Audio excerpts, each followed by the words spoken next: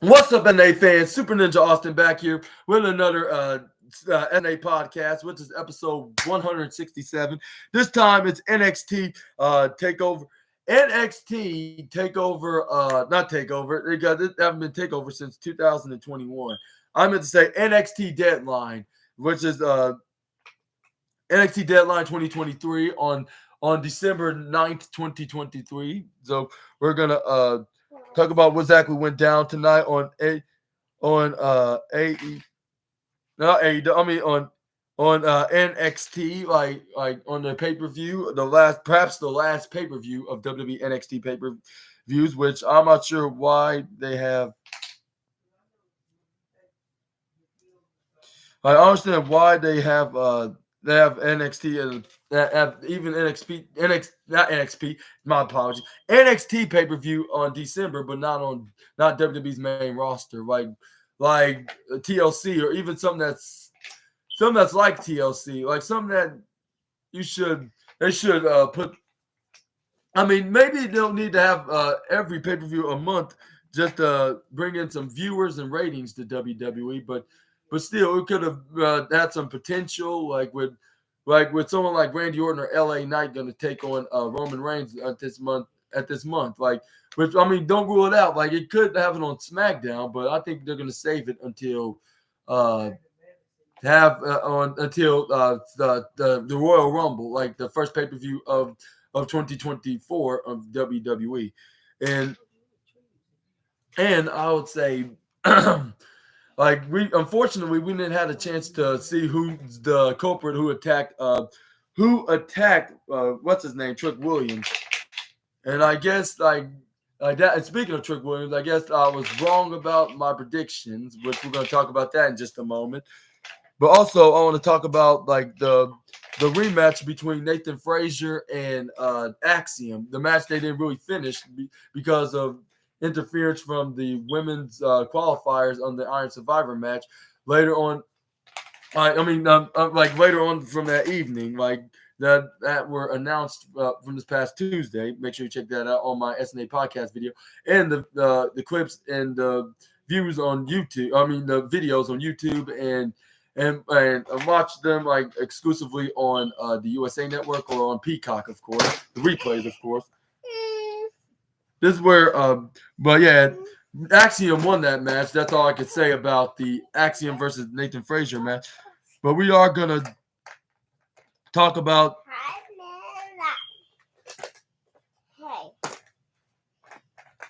But this is where we talk about what started the show, which I believe was.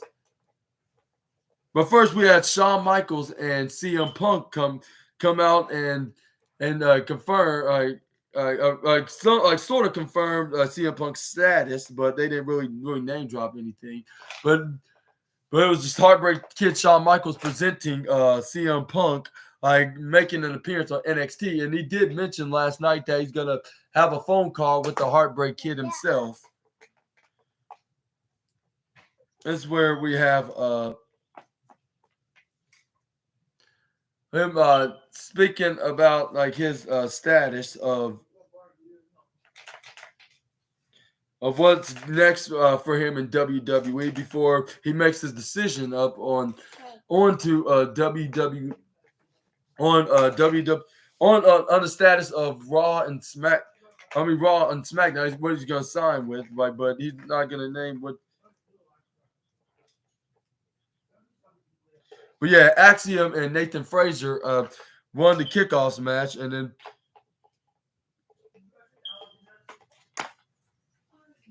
I believe after like we had the special appearance from CM Punk, it was what was, I think it was the Iron Survivor match, or I think it was the women's Iron Survivor match, which was Tiffany Stratton, Kalani Jordan, Lash Legend, Fallon Henley, and even Blair Davenport. And like the same with like I said about the men's Iron Survivor match, I guess I was wrong about the women's match, like because this came out of the blue. Let's just say, like, yeah, Kalani Jordan and Tiffany Stratton didn't win the match, and they're not going to get the NXT Women's Championship match, at least not at this time. Like, with them not being the winners, of course, like after this match. But like whoever's gonna be the men's and women's winners of the match, like men's and women's match of the Iron Survivor match, whoever wins gets a guaranteed shot against the current NXT Men's and Women's Championship at NXT New Year's Eve, the first Tuesday of January, of course.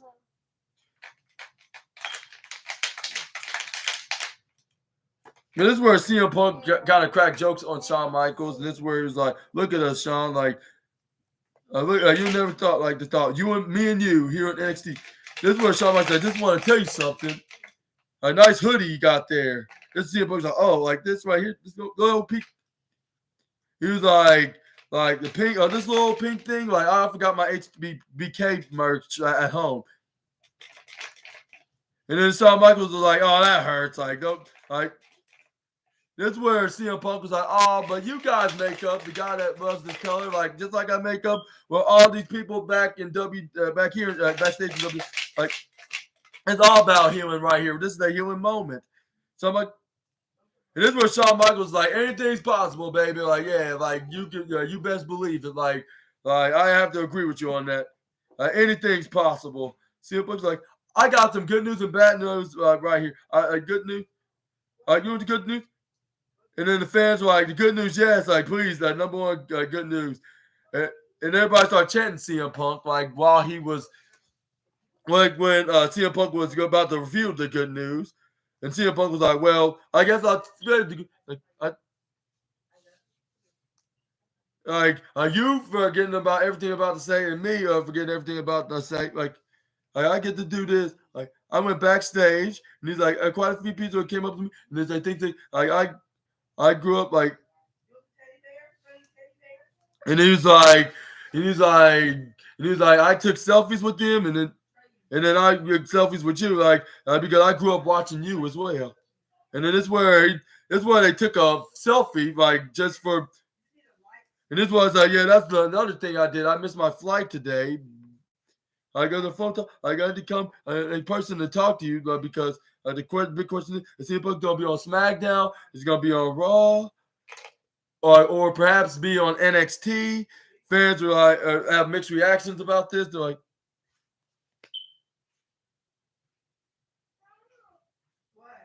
and then this is where we was in the NXT territory. Of course, they're going to chant NXT. They're like NXT, NXT, NXT, which we haven't really seen him be a full-time NXT competitor. He wrestled there before, even teaming with his future rival Seth Rollins, like when he was NXT champion at the time, and he was WWE champion at the time, CM Punk. But yeah. No, wait. Kaji, okay.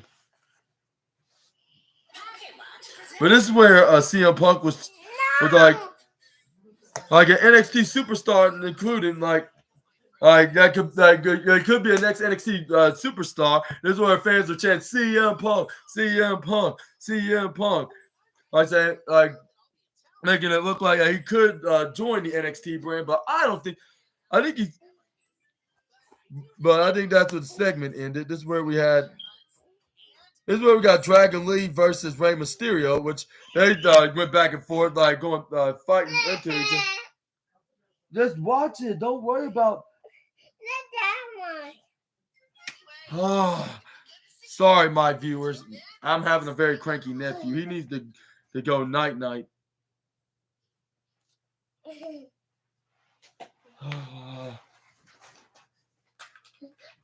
Why you're really doing this right now, Trey?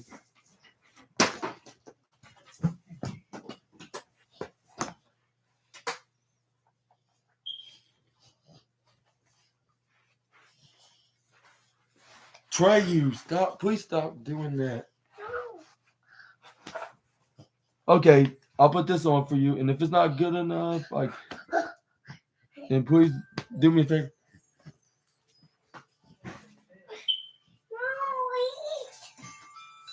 Okay, if it's gonna make you happy, then go ahead. But anyway, this is where Dragon Lee was bringing a fight to Dominic Mysterio's life on this match. It was Dominic Mysterio against Dragon Lee for the NXT North American Championship. I think this is the. I'll say this is like my one of my predictions out of the two predictions that I'm correct with, because what I said, like, of my statistic that I gave, like, about, like, who's going to win this match, right? Because considering that Dominic Mysterio kind of interfered into his match last night against Santos Escobar into the United States Championship tournament, invitational tournament, I should say. So, yeah, he lost that match. Guess what happened? Which I'm going to explain what exactly happened by recapping the match. Like, with which the referee started counting, and then the referee counted to 9. But right before the referee can even count to 10, this is where both Dom and Dragon Lee got back in the ring at the same time. Uh, this is where Dominic Mysterio was hitting right hands right onto the Dragon to the Dragon. This is where the Dragon Lee started hitting right hands back onto Dominic Mysterio. This is where he started hitting repeatedly on. This is where he Irish whips him right from the right side into the bottom corner side. This is where he hits an accent. This is where he hits a clothesline. This is where he try to go for a fireman's carry, but this is where Dragon Lee hang on to the ropes. This is where Dominic Mysterio try to go for a this is where he try to go for a dodging springboard, like off the top rope onto the turnbuckles, like into the upper right corner. This is where he gets super kicked by Dominic Mysterio. This is where Dragon Lee start hitting right hands right into the face of Dominic Mysterio. This is where it's like I know all your tricks. Like, don't think I've been pretend. Don't be acting like I've not been paying attention to you for the past few months, especially when you've been holding that title that I want, and that is the North American title. And this is where Dragon Lee runs right through the upper right corner, hits that striking drop kick right to the face, knocking him out cold. Look, with Dragon Lee doing that move just like his brother would have done in AEW, aka Roosh, of course. This is where Dragon Lee was yeah, like this is what I'm talking about. This is where he puts him right on the top rope. This is where he right on into the backwards way onto the apron. This is where he hits a striking vicious kick right into the face of Dominic Mysterio. This is where he's about to hit a diving stomp right onto the face of Doms. This is where Dragon Lee tried to go for the pin, which when the referee counted 1 and counted 2. This is where Dominic Mysterio grabs onto the ropes that was right above him. He just hanged on right when the referee counted the 2. Like when he was in the upper right corner. This is where the referee was like ropes. That's where Dragon Lee's like, darn it. Like, what I got to do to put away this guy for good? This is where Dragon Lee's like, I no time for dawdling around. Like, this is my time to shine. Like I gotta release this inner dragon in me. Like, well, this talent, show more of his talent and his performance.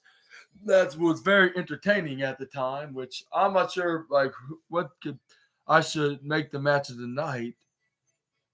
I would say the match of the night should go to the men's Iron Survivor match. Just saying, out of.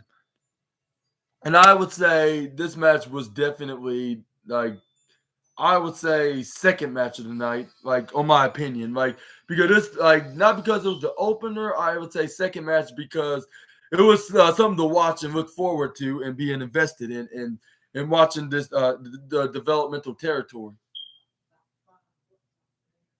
Here you go, Birdie Bird.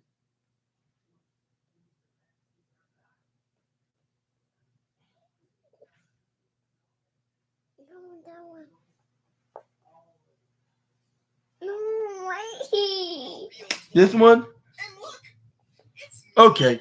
This is where he tried to hit his that surfboard, the DDT, reverse DDT maneuver. This is where Dominic Mysterio counters, did a drop kick right onto the face. No training.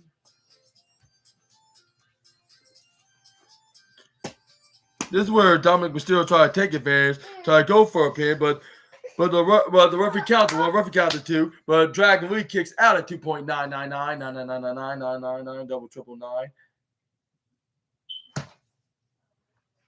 What do you want to watch? This is where This is where Dragon Lee flipped him over into a sliding back slam. This is where Dragon Lee goes for a super kick right onto Dominic Mysterio when he tried to go for an attack and charge at the at the at the Masked Star. Car. Which one you want to watch? Car. What you? It's downloading. Okay, Take car. continue. Car. Car.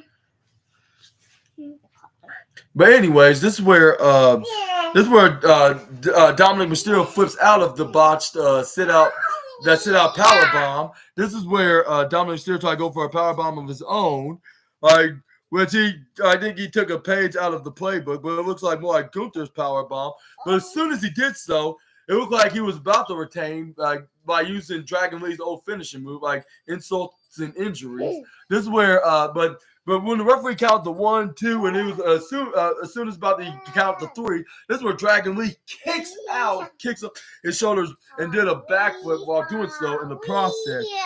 And then this is where Dominic Mysterio was like, "How would he kick out? No way! Like, there's no chances that, like, what if I steal somebody's move or hit my own move, which is a move that he stole from his daddy Ray and his uncle Eddie. Well, like a family friend uncle, I should say. This is where Dominic Mysterio hits a grabbing slingshot, like right onto Dragon Lee, right onto the middle ropes, right onto the right hand corner. This is where he tried to go for a 619 right onto Dragon Lee. Dragon Lee moved right out of the way, right on time. Hits a rolling, hits that slide rolling, like looked like about to go for a DDT, like a sliding roll.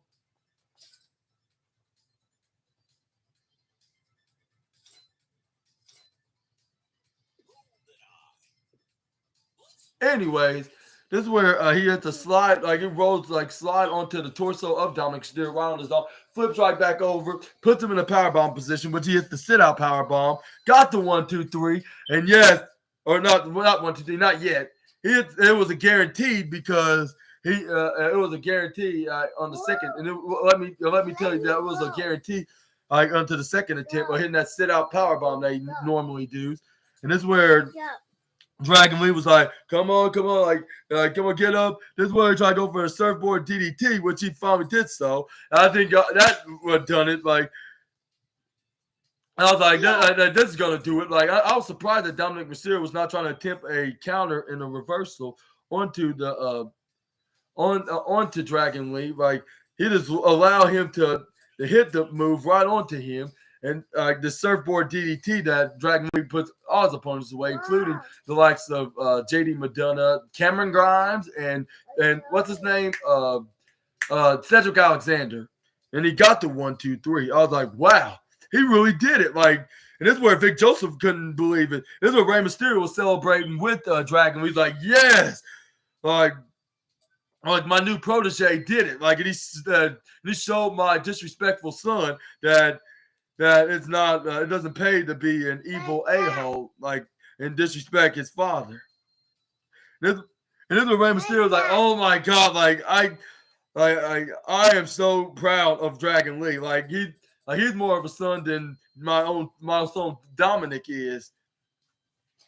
And let me tell you, this was, and this is the reason why this was the second match of the night. Like, it was nothing but hard-hitting moves and entertaining moments and spots, like of something that you would want to see in this match. And if you were a paid attendance in the audience, you would have your money's worth of watching this match. It was really that darn entertaining.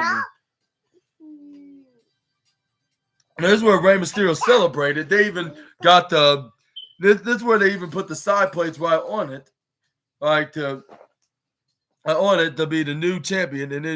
And it looked like it was a passing of the torch moment of seeing the Dragon Lee becoming the new NXT North American champion, which I think it was kind of way past overdue for not putting the title right onto him.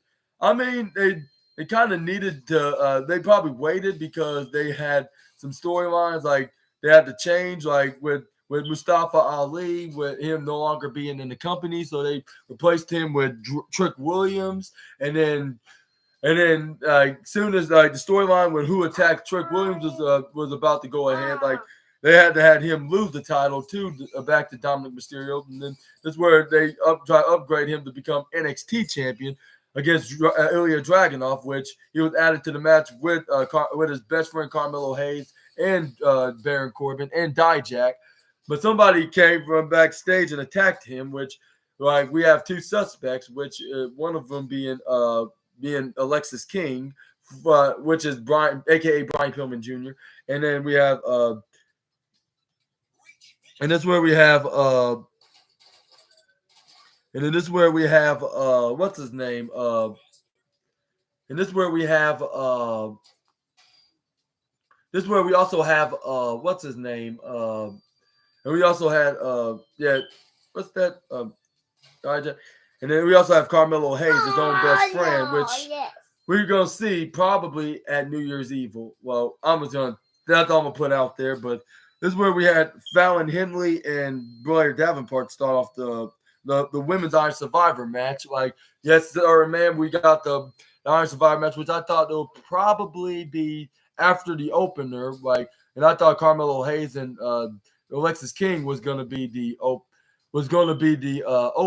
opener. But I'll say this match was definitely the third. I'll say the third match of the night. No, Uncle SNA's still doing his podcast. But this is where, as soon as Tiffany Stratton got in from 5 minutes after Blair Davenport and Fallon Henley was battling it out, this is where Tiffany Stratton started double teaming with Blair Davenport with the arms of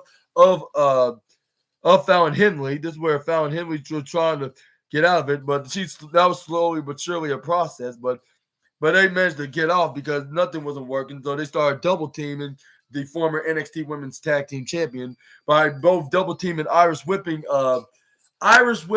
Fallon Henley onto the upper left corner turnbuckle. This is where they did a double high five on each other. I would say more like a single high five. This is where Tiffany Stratton Irish whipping Blair Davenport right onto Fallon Henley onto the upper left corner. This is where Tiffany Stratton goes charging for Fallon Henley. This is where Blair Davenport moved. Blair Davenport moved out of the way so she can do so. This is where she tried to. This is where Blair Davenport thought they were still double teaming Fallon Henley, and this is where she tried to go for a charge, but what she didn't know that Tiffany Stratton was going to instantly turn on her because this is every woman for herself. Like, she hits a super kick right to the face of Blair Davenport, like when she was coming towards her and Fallon's way. Yes. This is where Tiffany Stratton's like, this is my moment, honey. Like, after all, I am the center of the universe. And then this is where like, oh, boo-hoo, like, cry me a river. Well, she didn't say cry me a river. That's just I guess you could say that's a reference to Jungle Boy Jack Perry and Seth Rollins using that term recently this year. But anyway, this is where she has the striking elbow strike right onto Fallon Henley. This is where she Irish whips Blair Davenport right onto Fallon. This is where Tiffany Stratton was like, blow a kiss right at Fallon and Blair Davenport. This is where she did the cartwheel backflip maneuver to do a slam, like what's that back slam right onto both Fallon and Blair, which made Blair Davenport go on the outside. This is where we had Tiffany Stratton did a snapmare right onto Fallon Henley, hit the striking kick right onto the back. This is where she tried to go for a pin, but this is where the referee counted 1 and 2. This is where Fallon Henley instantly kicked out right after in 2.1 seconds. This is where Tiffany Stratton's like, no way, like you, like how these girls are very despicably unbelievable, of course. Like, well, this is what she was looking at with the disbelief in her facial expression. This is where Fallon Henley hits a striking right forearm right to the face of Tiffany. Tiffany kicks her right into the gut, made her trip down right into the lower right corner of the canvas. This is where she picks her back up. This is where she Irish whips her right to the upper left corner. This is where she hits a clothesline right onto the upper left corner under the turnbuckle. This is where she flips over into a snapmare, where she tried to go for a run right onto right onto the right hand corner ropes. Hit to try to go for a cartwheel into look like about to do a hurricane rana, but she does look like she was about to do, but she flips it back down, grabbing onto her legs like she was about to hit an Alabama slam. When she did so, in the process, he slams her down, puts her in the roll up. This is where she try to pin her. This is where she gets thrown. This is where she gets thrown out of the ring by Blair Davenport, and then this is where she stole a win from Tiffany Stratton and got the 3 and got Fallon Henley and put her into she scored the first victory into the match, with it being a 3-way at the moment. And then she sends Fallon Henley right into the penalty box, which is very unfortunate for both Fallon Henley, and then unfortunate for Tiffany Stratton for getting her win, getting her win stolen from Blair Davenport. Possibly the next Saraya or Paige, I should say, in the WWE. But anyways, this is where Tiffany Stratton was absolutely ticked off about this. She started hitting striking forearms right to the face. I'm not sure if it'll work on it. No, Trey. No, it's not gonna work because it's not plugged in. Anyways, this is where Blair Davenport hit the right forearms right to the face of Tiffany Stratton. This is where she hit the striking forearm right back at her.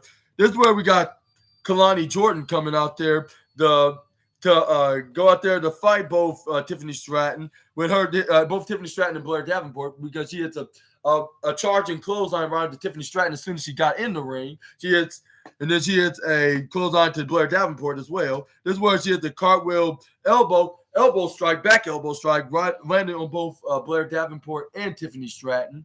This is where Kalani Jordan twists her arm back and then forth, Irish whipping her right towards Tiffany Stratton, right go face to face. This is where Kalani Jordan hits a gymnastic cartwheel backflip, but this is where she tried to land right on her, land on both of her opponents, or ladders, or if you want to call it like another word, even though that's more fancy than just a normal traditional term to use to describe her opponents, of course.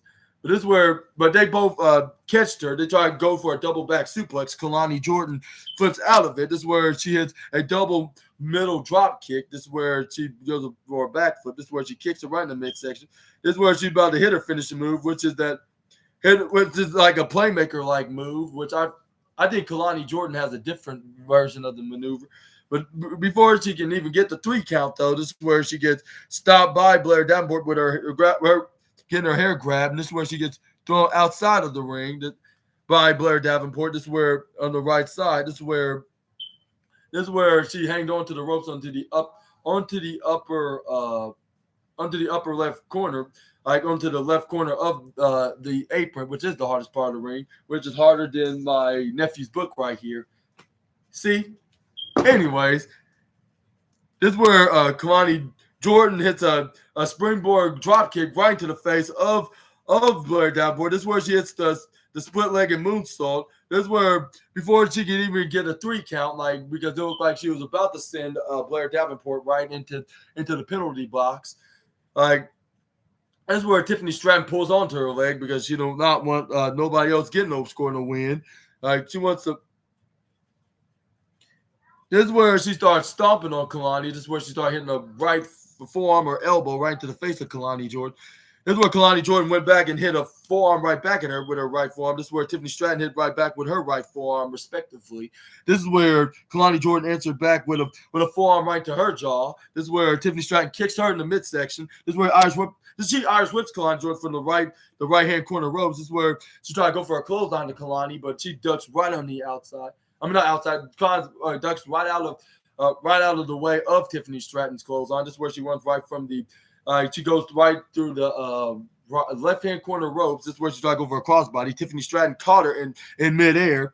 This is where she was like Toodles, and she hits the strongest power slam that I ever seen a women's wrestler did in ever done in WWE by sending her right into the ringside area, right into the left corner, right on the Blair Davenport. You see they went right on the outside. This is where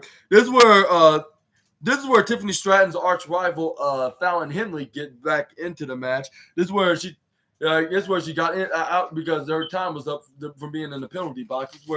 This is where Tiffany Stratton tried to go for a clothesline to Fallon Henley. This is where she ducks right to and go through the left side ropes. This is where she hits a running shoulder tackle right onto Tiffany Stratton. This is where she hits a spinning roundhouse kick. This is where she hits a discus forearm back. This is where she hits a clothesline right onto Tiffany Stratton. But Tiffany Stratton got back up. This is where she's like, "Hey, I'm still standing here.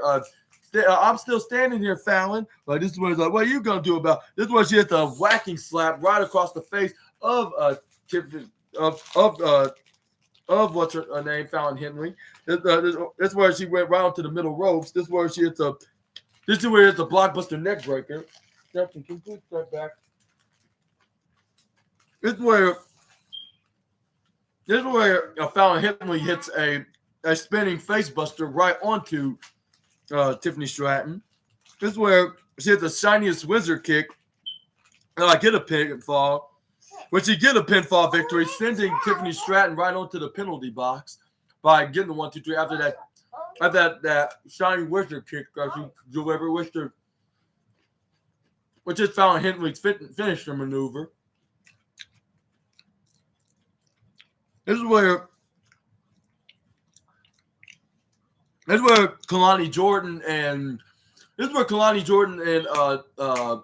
and Fallon Henley was going at it, like trying to get the next pinfall, while Tiffany Stratton was in the penalty box and Blair Davenport was down unconscious into the ground in the ringside area.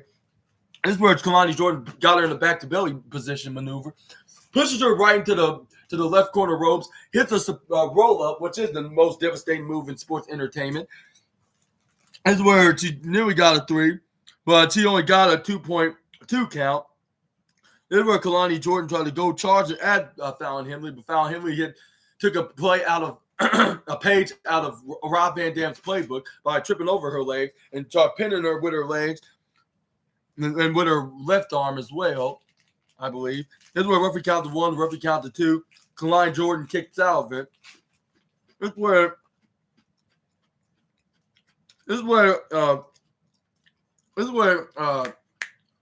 Fallon Henley strips her over, try to go for a roll up.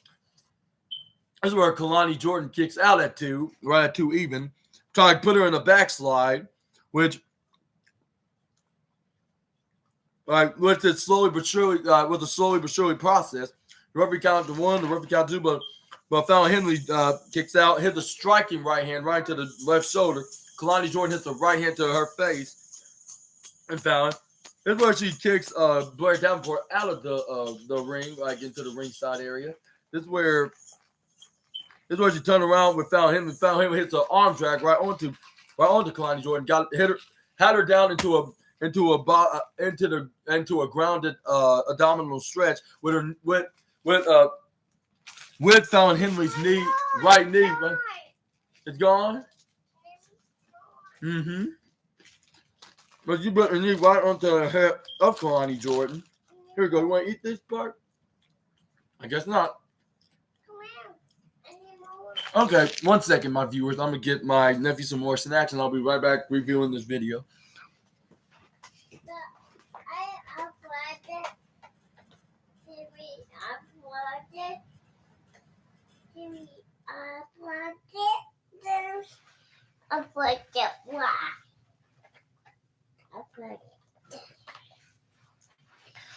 Videos, they like burgers, but no burgers, but big burgers. Oh, excuse me. Sorry, my viewers. Here you go.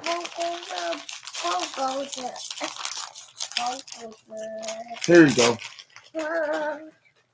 Anyway, this is where not Blair, Fallon Henley. She still had her knee right into Kalani Jordan's head, right in the middle of the canvas. That's where Jordan gets back up and start trying to counter it, but Fallon Henley managed to the Irish whip her right into the left corner ropes. This is where she tried to go for a massively hell of a dangerous clothesline. Kalani Jordan ducks out of the way. This is where she runs towards right to the left hand corner. This is where she's like charge at Fallon Henley, but she hits it with another arm drag with another abdominal stretch with her right knee right into Kalani's head. But this time Kalani Jordan trying to get out of it more easier, like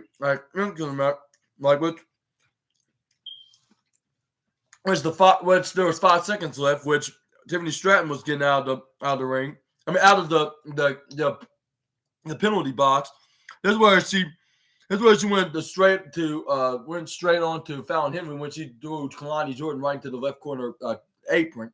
This is where she started to hit forearms like back to back onto Fallon Henley. This is where Blair Davenport started fighting, going out with Kalani Jordan onto the apron, like with her being on the top corner, while Kalani's in the right corner. But this is where Blair Davenport tried to go for a suplex, but Kalani Jordan was hitting forearms right back at Blair Davenport. This is where Tiffany Stratton tried to go for a pin to Fallon Henley, but she kicks out. But Fallon Henley kicks out at the last second. Well, actually, more like the 2 even count, I should say. This is where Tiffany Stratton and Fallon Henley was fighting in the upper left corner turnbuckle. We were to start throwing strikes on each other. This is where Fallon Henley hit the chest chop strike right on to Tiffany Stratton.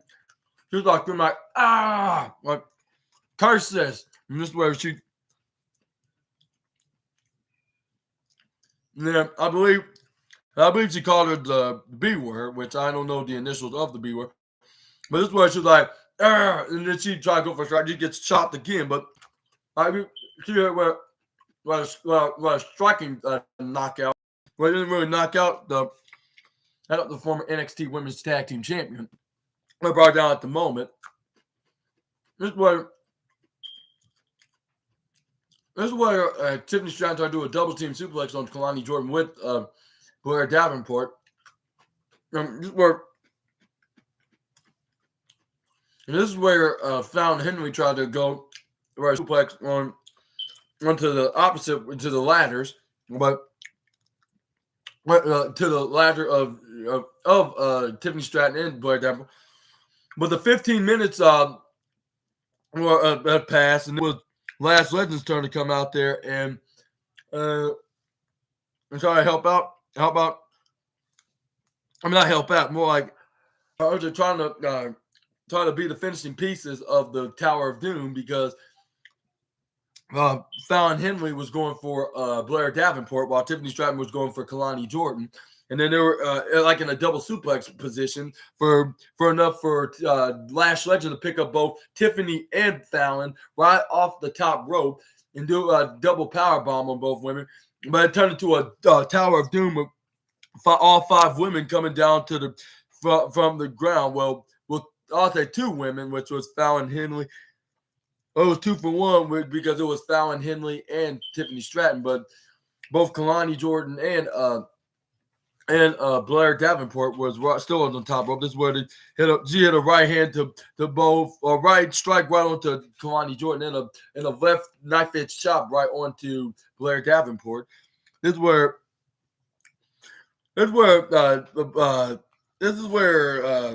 Lash Legend went right on the top rope for both women. Go for a double suplex.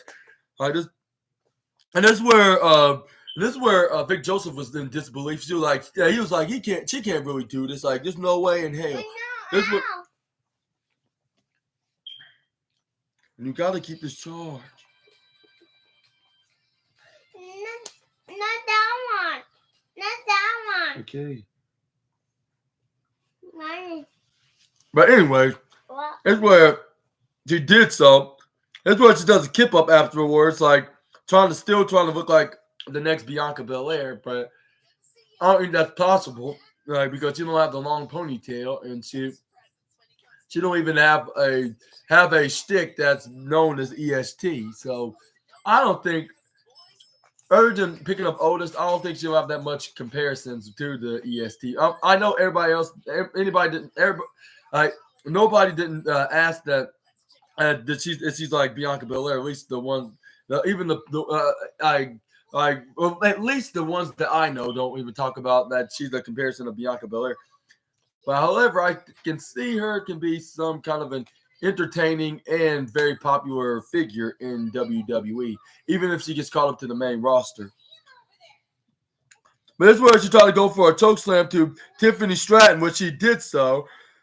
With Lash Rudman was like, yeah, like I told her I could do it. Like I just like I body slam Otis this past Tuesday. And then this is what she does try to go for a choke.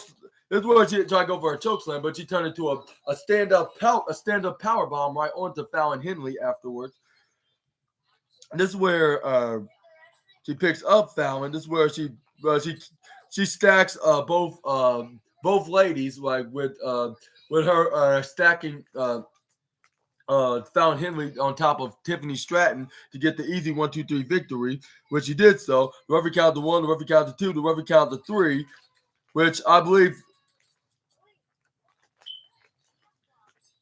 And this is where she was rewarded 2 falls because she did pin both Tiffany Stratton and Fallon Henley at once, so that gives her two scores to score 2 points. And this is where she was like, yeah, 2, and then this is where this nerdy black guy in the audience was like, yeah, saying 2, was like 2, like I was like, do you really have to rub it in like that? Like, and besides, like it's. Like you still have like 8 minutes left into this match. No, actually it was 8 minutes and 30 seconds. This is where Blair Davenport tried to go for a sleeper right on the Lash Legend. This is where Kalani Jordan went on top of also on Blair Davenport, which they were all on top of each other, like into a headlock position, like until this is where not Blair Davenport, Lash Legend was spinning both women around. This is where like she was doing some squats like if she was Bianca Belair again, but I think she's a cheap knockoff, in my opinion. This is where she knocks both Kalani and Blair right onto the corner, right into the lower left corner. This is where she landed right and did a double splash on both women. This is where Lash Legend Irish whips Blair Davenport out of the ring into the upper corner of the ringside area. This is where she tried to go charge at Kalani, but Kalani was ready to hit her with a right foot kick right into the face. This is where she got into the middle rope. This is where she goes for Hurricane Rana, sliding right onto the head of right onto Lash Legend in the middle of the ring. This is where she jumps right onto the right side ropes, like on the right side ropes, like right on the right side apron, like because Lash Legend was in the right corner ringside area. This is where she has the springboard moonsault right onto Lash Legend. This is where she looked like her back gave out, but Blair Davenport attacks her and hits her from behind. This is where she started hitting like right strike forearms right to the face of Lash Legend. Lash Legend answered back with a right forearm of her own. This is where she starts stomping on Lash Legend. This is where Blair Davenport started taking off the timekeepers area. This is where Noam Dar and this is where the metaphors Noam Dar and Oral Menza tries to interfere and help Lash Legend into the match, like by blocking out Tiffany Stratton and Fallon Henley.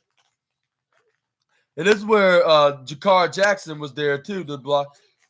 This is where Henley and Fallon Henley and Tiffany Stratton try to try to climb up there, try to do the next best thing, climb up on the penalty box on the rooftop. I think there it was a rooftop on top, try to climb up out of that way. This is where they start fighting over to try to climb up there. This is where Fallon Henley hits face first on the plexiglass, hit the face first of Tiffany Stratton on the plexiglass, and then Fallon Henley also tried to go for climbing onto the rooftop, like with Fallon Henley finally getting up on the top, which was a rooftop on the top. This is where Tiffany Stratton tried to grab onto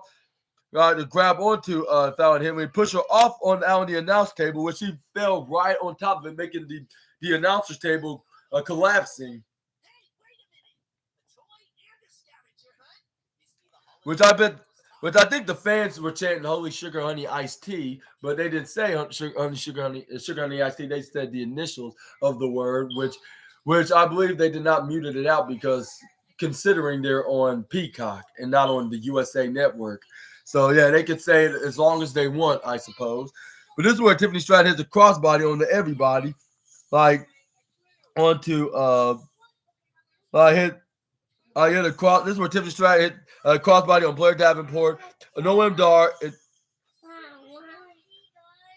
And this is where they start continuing to say their "Holy Sugar Honey Iced Tea" chant, but not being muted it out because they are on a streaming service, so they could say it as much as they want. The fans, because it's not on a TV cable channel, like it's on Peacock on a streaming service. Like they can say whatever they want, like when it's a live broadcast. But anyways, this is where she landed right onto Noam Dar, Oral Menza, and Blair Davenport. Lash Legend tried to take advantage, and Irish whips both Blair Davenport and Tiffany Stratton. This is where she goes for that big pin drop splash, or like a running splash right onto a running big splash, I should say, like to who was it? Blair Davenport, that's right. And then that's where she only got a 2.1 count. This is where she go for a big splash on Tiffany Stratton, but she only got a kick out 2 even. This is where she was getting very upset. She was like, "Oh, come on!" And this is where she turns around. She gets crossbody by Kalani Jordan into a Hurricane Rana. But this is where she caught Kalani Jordan, starts spinning her around a bit, right onto everybody. And then onto Tiffany Stratton and Blair Davenport. And this is where she tried to pick her up as like for her big power bomb maneuver. But luckily, Kalani Jordan hit the sunset flip. But Lash Legend was not giving away. This is where she started doing the slow wave dance until finally Tiffany Stratton hits a double foot stomp on her to bring her down. And it helped out Kalani Jordan go for the roll up, which is the most devastating move in all of sports entertainment. But before the referee can even count to 1, like this is where Tiffany Stratton hit a double foot stomp right onto Kalani Jordan. This is where she goes for a pin to Kalani.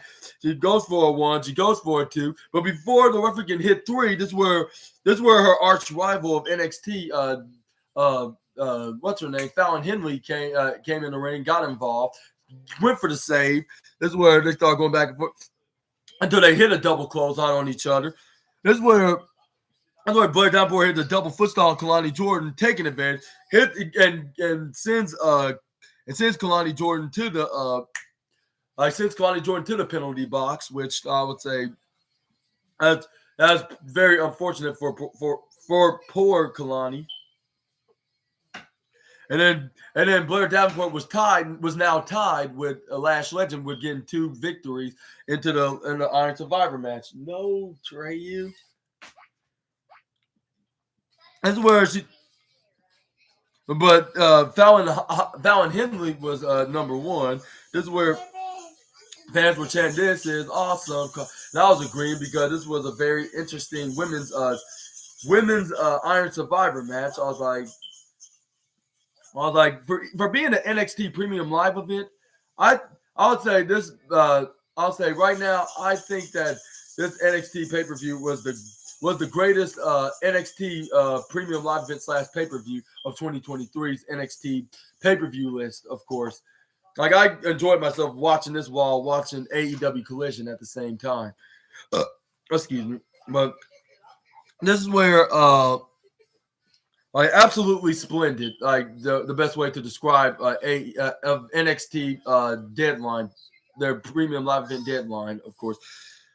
But this is where I started hitting strikes on one another. Like it was the three women. There was Blair Davenport, Tiffany Stratton, and Fallon Henley. Then they started striking each other respectively on one another in a three-way position. Like Blair Davenport hitting the striking right hand onto Tiffany, and then it's Fallon Henley hitting the strike onto Blair Davenport, and then Tiffany Stratton hitting and then Tiffany Stratton hitting Fallon Henley. And then this is where when they're done doing that pattern, this is where Tiffany Stratton picks up both Blair Davenport and Fallon Henry. They're like, "You're not better than me, and you're not gonna beat me tonight." And this is where they both hit a double fist right onto Tiffany Stratton right into the face. This is where Lash Legend came out. This is where she tried to go for a double clothesline to both women, like of Fallon and Blair. This is where Fallon Henley tried to go for a sliding crucifix roll up, but this is where she was still hanging on, standing up in the process. This is where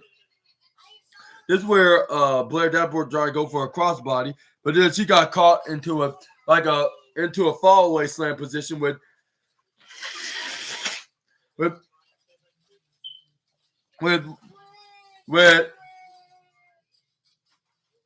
Lash Legend was carrying Blair Davenport right in the front, and then carrying Fallon Henley in the back, like, and this was she was doing a double quadruplets of dribbles right onto the ropes into the bottom corner ropes in between the top and middle ropes until she got back into the middle of the canvas. She gets middle drop kick by Tiffany Stratton back in the ring. This is where Fallon Henley tried to go for the roll up of a crucifix pin, but she only got a 1-2 ooh because Tiffany Stratton came in there for the save because they're better enemies into the NXT brand. This is where Tiffany Stratton tried to go for the pin to Fallon Henley, but this is where Lash Legend came for the save. This is where be careful, Trey. This is where Tiffany. Okay.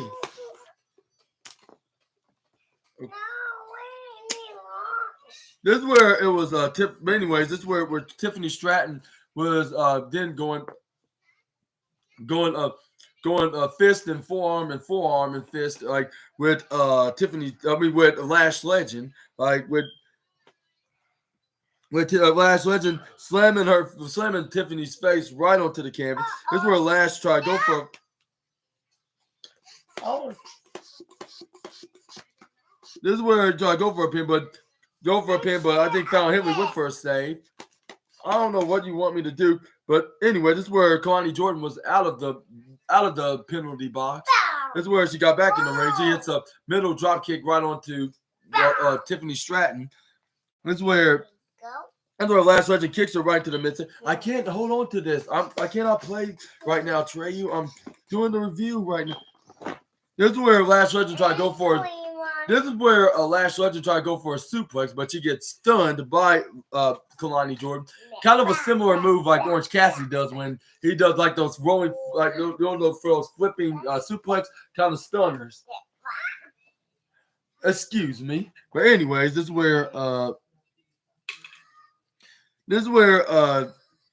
Fallon Henley was like in the right side with Lash Legend. This is where she does a springboard kind of wheelbarrow position maneuver, and then hits kind of a running bulldog while she drop kick both Kalani Jordan and Tiffany Stratton. Like they got down to the ground. This is where Blair Davenport hit a double stomp onto the back of Lash Legend when she was in the ground. This is where I don't think you're gonna shoot this like a bullet, Trey. But this is where This is where Kalani Jordan, I think, drop kicked Blair Davenport out of the ring. This is where Kalani Jordan went right on the middle rope. This is where Lash Legend noticed this, and this is where she was right on the top rope. She is the ultimate comeback move in sports entertainment / pro wrestling of 2023, and that is the crossbody. This is where I don't think you're gonna make it work like that way, Trey. But anyways, this is where she tried to go for a pin. This is where Tiffany Stratton takes advantage, throw her. This is where she gets her off of Lash Legend. This is where Tiffany Stratton tried to go for the Green Bay plunge. This is where she got her in the Green Bay plunge with her aligning with Lash Legend, but I don't think Kalani Jordan was there to be cited because she moved right out of the way when she hits the double decker moonsault right on the Lash Legend. She went for the pin. She finally got a win, got a 1 point victory over a Lash Legend with the 1-2-3, and sending Lash Legend right into the penalty box. She was like, "Boo-hoo, Lash!" Boo-hoo, that's too bad. I kind of agree on that because for the fact that I think that Lash Legend is a Bianca Belair wannabe. This is where Blair Davenport was right on the top rope. This is where Kalani Jordan hits a firewoman's face buster right on the Blair Davenport when they got back in the ring. This is where she was right on the top rope. This is where she was getting ready to hit the. This is where she hits the 450 splash on both women. This is where she tried to go for a pin on both women of Blair Davenport and Tiffany Stratton. But when the referee was halfway to 3, this is where Fallon Henley came in and stop and prevent Kalani Jordan from getting the double victories and tying with her or not her, but I mean tying with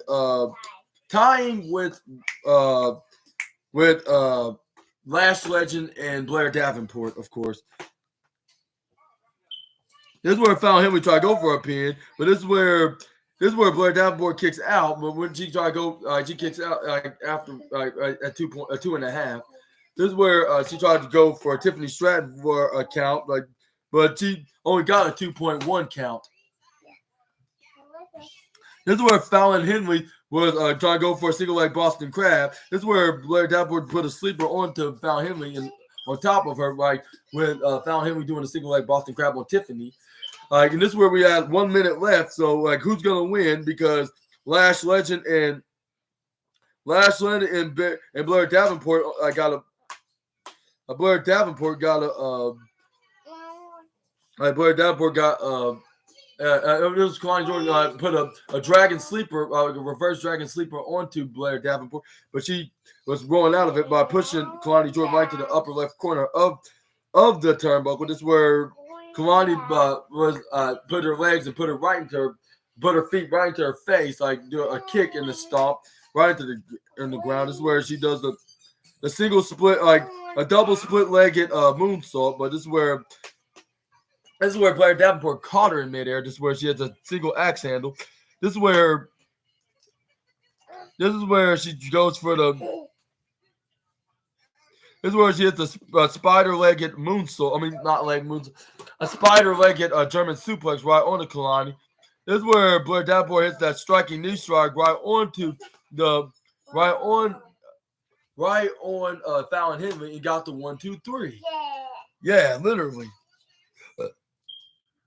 And then this is where there's 15 seconds to go while Lash Legend had 3 seconds to get out of the penalty box. This is where she chased after Blair Davenport.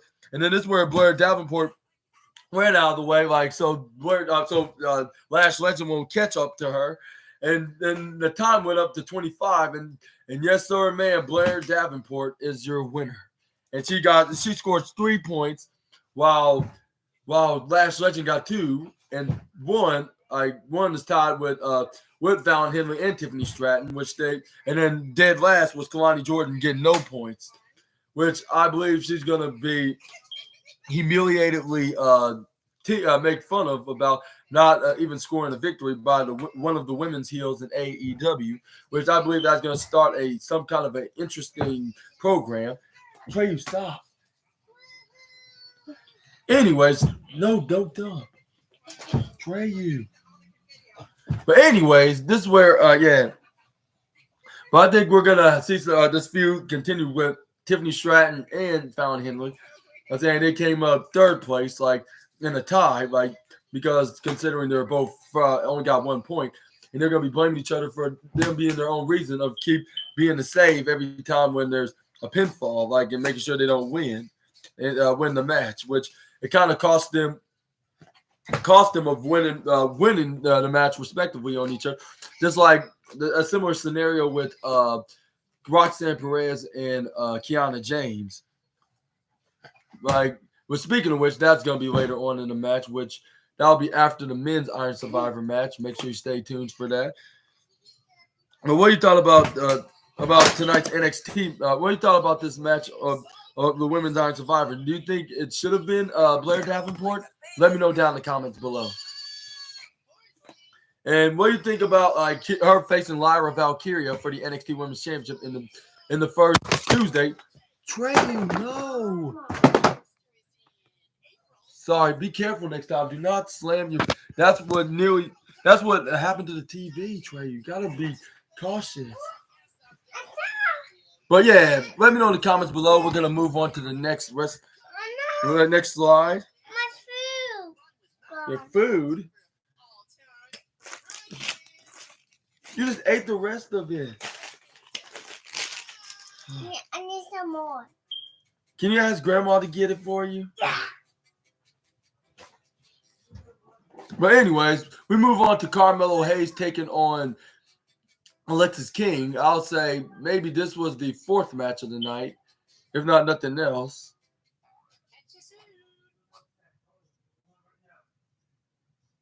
I'll say, yeah, 1, 2. I'll say, yeah, I would say this is the fourth match of the night. Like, fourth match of the night, like, because I would say this would be the second or third, but if it hadn't been for the North American Championship match being second, first, be the men's Iron Survivor match, third, the women's Iron Survivor match, that's what I would say, like, this was the fourth match of the night. And y'all probably not going to like me about the main event, but that's my opinion. Let's start off with Carmelo Hayes going back and forth with Alexis King, with Alexis King being a typical a-hole by stomping onto the head and not stomp, but by kicking the head, I should say, rather than it started shoving his face. This is where he starts stomping on his hand. Like, this is where he tried to go for it again. This is where Carmelo Hayes grabs on his hand before he can even get ready to plant his foot right onto the hand and stomp on his hand instead. This is where Carmelo Hayes got back up on his feet. That's where Carmelo Hayes had Alexis King right onto the upper left corner of the turnbuckle. This is where he tried to go for a running splash, but he dodged out of the way. This is where he tried to go charge at Carmelo Hayes. He hits a back elbow strike right into the face. This is where Carmelo Hayes hits a springboard crossbody, but he kicks him right in between, right on his leg. This is where Alexis King does the springboard missile drop kick right in the face. This is where Booker T was like, "Oh yes, I love this." And you probably thought that I'm never gonna say this catchphrase. Well, I will never forget to say this phrase. Like when I hear Booker T start being more excited into a NXT wrestling match, like or even like an NXT brawl. Like it looks more enthusiastically excited than a homeless man in a hurricane. But anyways, it's where. This is where he tried to go for a pin, but Carmelo Hayes kicks out at 2.7. This is where Carmelo Hayes was barely catch his breath and try to hold on to his ribs because he started beating him down very hard and perhaps too hard. This is where he starts stomping onto the head of Carmelo Hayes. This is where he picks him up. This is where Carmelo Hayes starts coming back and start hitting right hands and left hands. This is where he kicks him knees him right in the midsection. This is where he Irish whip him from the bottom corner ropes to the top corner ropes. This is where he runs right through there and hits a knee right into the midsection, rolling them over into a front flip position. And there's a side swipe kick right into the back, and then hits a knee strike right to his lower lumbar, if not a lower spine. But anyway, this is where I try to go for a pin to Melo. This is where Carmelo Hayes instantly kicks out of it. This is where This is where he tried to go for the single leg Boston Crab right onto Melo, but Melo was not allowing it. He started repeatedly kicking him with his right leg, letting him go on his left leg. This is where Carmelo Hayes tried to go for a kick.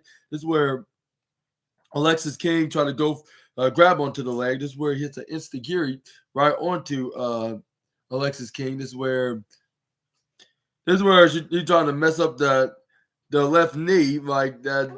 That's messing him up right now. This is where he tried to grab onto apple juice. Mm-hmm. I love it. You love it? Oh. So, Yeah, it's very sweet and delicious. Yeah. Apple juice is absolutely. But this is where Carmelo Hayes tried to roll out of Alexis King's back suplex. He tried to attempt to do on the former NXT champion. But this is where he flips out of it. This is where he gets super kicked right onto the bad left knee of Melo. This is where Alexis King like, do you like that, Melo? Huh? And this is where he twists his arm. This is where he tried to go for a back suplex, but it looks like he spin him around to a backbreaker with his knee right in the back of Carmelo Hayes, trying to mess up the lower back and the left knee of the former NXT champ. This is where Alexis King push him forward and then bring him back and hit a forearm right to the back of Melo. This is where he tried to go for a belly to back backbreaker, which I'm not sure was a guaranteed, even though it's not a signature or finishing maneuver. Well, at least I don't know that right now. But I would say, excuse me. But I would say it's a move that's kind of special to the former AEW star. But this is where Carmelo Hayes flips out of it. Got him into some kind of a small pack, like a half small package. But he only got him a 1-2 into a 2.5 count. This is where he's trying to go for a striking clothesline. This is where Alexis King tried to pick. This is where Alexis King was like, come on, I want a handshake from you. Shake my hand, Melo. I want you to admit what a snake you are of turning your back on your own best friend, Trick. And then Carmelo is like, I'll never do that in a billion years. And you can take your hand and shove it where it don't shine. Because I know I am innocent and you're the guilty one here attacking my friend. And then he's like, okay, you want to be that kind of guy? This is where Carmelo Hayes. This is where he struck him with the right hand. This is where Carmelo Hayes started hitting strikes right into his into his head, repeatedly, about a few times. This is where Alexis King bulldozed him right onto right on the top rope of the upper right corner. I mean, the lower right corner. My apologies. This is where Alexis King started hitting a chop right onto the chest of Melo. This is where he tried to go for an avalanche suplex, but Carmelo Hayes started hitting a single axe handle right onto the back of Alexis King. This is where Alexis King started hitting forearms right into Carmelo Hayes. Carmelo Hayes go for a forearm right to his face. This is where Alexis King tried to go for a clothesline right onto Alexis King tried to go for a clothesline right off the top with Carmelo Hayes, with both men falling right onto the right hand corner of the ringside area. Where the referee starting this count 1, 2, 3, 4, 6, and 7. Before he can say 7, he roll back in the ring. Still continuing their brutal altercations on one another. But everybody started cheering for Alexis King, and then start or cheer for Carmelo Hayes and booing for Alexis King, with chops and punch. But they try to go for a chop. This is where he tried to go for a chop for a second time. Alexis King did, but Carmelo Hayes kicks him in the midsection and hits a chop of his own. This is where he runs right. This is where he Irish whip him right to the right hand corner, I believe. And this is where he runs right to the. This is where he runs right afterwards. This is where Alexis King tried to go for a clothesline. Carmelo Hayes ducks. This is where he runs right to the right hand side. This is where he hits a schoolboy right on the roll up. This is where the referee counted 1, counted 2. Carmelo Hayes not immediately denied with a kick out. This is where Carmelo Hayes started hitting the clothesline right onto Alexis King a couple of times in a row. This is where Carmelo Hayes This is why I am the A champ and I am here. This is where he clotheslines him right where Alexis King was placed, right onto the mid rope. Not the mid rope, right into the lower left corner turnbuckle. This is where he Irish whips him right onto. No, Alexis King counters the Irish whip him right in the right side instead, which Carmelo Hayes did a flying head scissors and face buster majig right into the canvas, like with Alexis King's face going right onto the middle of the floor. This is where he goes for a pin, but the referee count to 1, referee count to 2. Alexis King kicks out of Carmelo Hayes' pin. This is where Carmelo Hayes is like, okay, like what I gotta do to put away Alexis King? This is where I go for that suplex spinning cutter maneuver, the second finishing maneuver. This is where Alexis King counters it, hit him with a jackhammer. This is where he tried to go for like something that, he did a move that no other wrestler ever done other than Goldberg. Yeah, the jackhammer. And that's where he tried to go for the pin, but he only got a 2 even. This is where Alexis King goes for, I believe, his finishing maneuver, which is the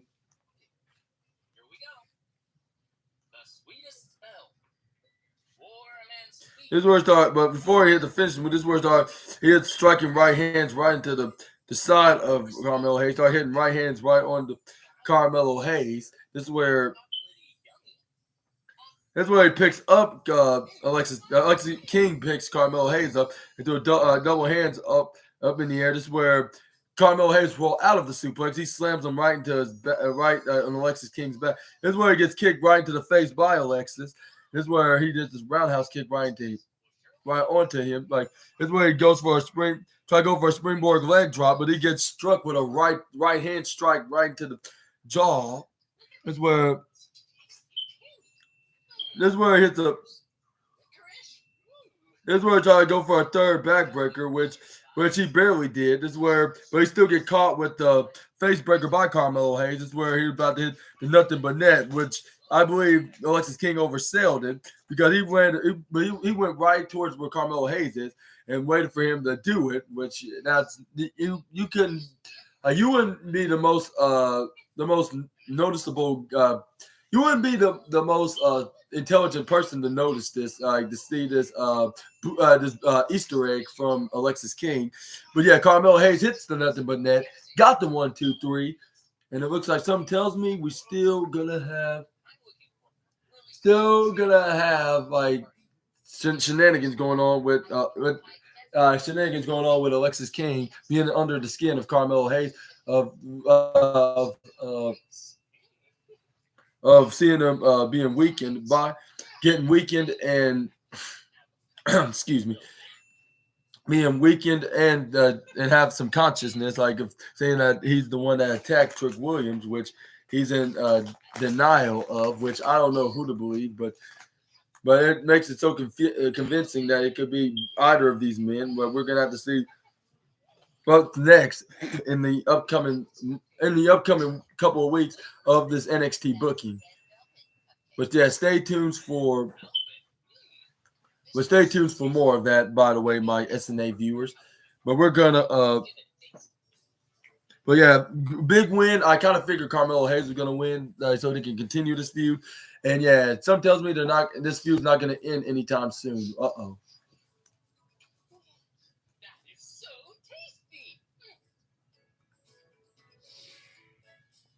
This is where it's high five and the fans back. This is where Alexis King like, Carmelo. You thought that was one hell of a match. I gotta give it to you, Melo. But I want to make some. Like, I want to make it something easier on you. It wasn't me who attacked Trick Williams. Like, and he was like, and he's like, I'm not believing that. Like, which I don't know who to believe on this. Like, one of them must be lying, unless there's some kind of a mystery guy that's new to NXT, or we could see an NXT return. Like, which I don't think there's gonna be no NXT returns. I think it's one of these guys, or maybe a new debuting star into the black and yellow and white brand. And he was like, And he was like, I never leave my spotlight, my friend. And he's not making a maniacal laugh, like, hey, hey, hey, hey, hey, hey. This little Carmelo Hayes is like, I don't know what you're talking about. Like, you better stop right now. I'll beat you up even more. But he still looks a little bit guilty, and he's not really answering like that he's the one that attacked Trick Williams. But we're gonna have to see what happens next. And what do you think about Alexis King saying that he's not the one who attacked Trick Williams? And who's on your theory list on who could be the culprit that attacked the former North American champion and the right-hand man of the A champ? Let me know in the comments. But speaking of the sidekick of the A champ, but he's more of a sidekick because it started off, the men's Iron Survivor match happened next, and it was with Dijak. It was with Dijak, Tyler Bate, it was with Dijak, Tyler Bate, Josh Briggs, Tyler Bate, and Trick Williams and Braun Breaker. We're to start off with, I believe, Josh Briggs and Tyler Bate. No, it wasn't Tyler. It was It was Dijak and Josh Briggs, like with them both of them bringing each other down with clothesline. This is where they both got back up, but with Josh Briggs going right onto the the lower right hand corner of the turnbuckle. This is where Dijak hits the splash right onto Josh Briggs, hit him with a snapmare, and then not snapmare. No, it was a suplex. My apology. This is where it was like once more, and then hits a suplex, look like a standing Falcon arrow, sending them to diagonal from where the corner they were at, but in the upper left corner. But this is where Dijak are running right in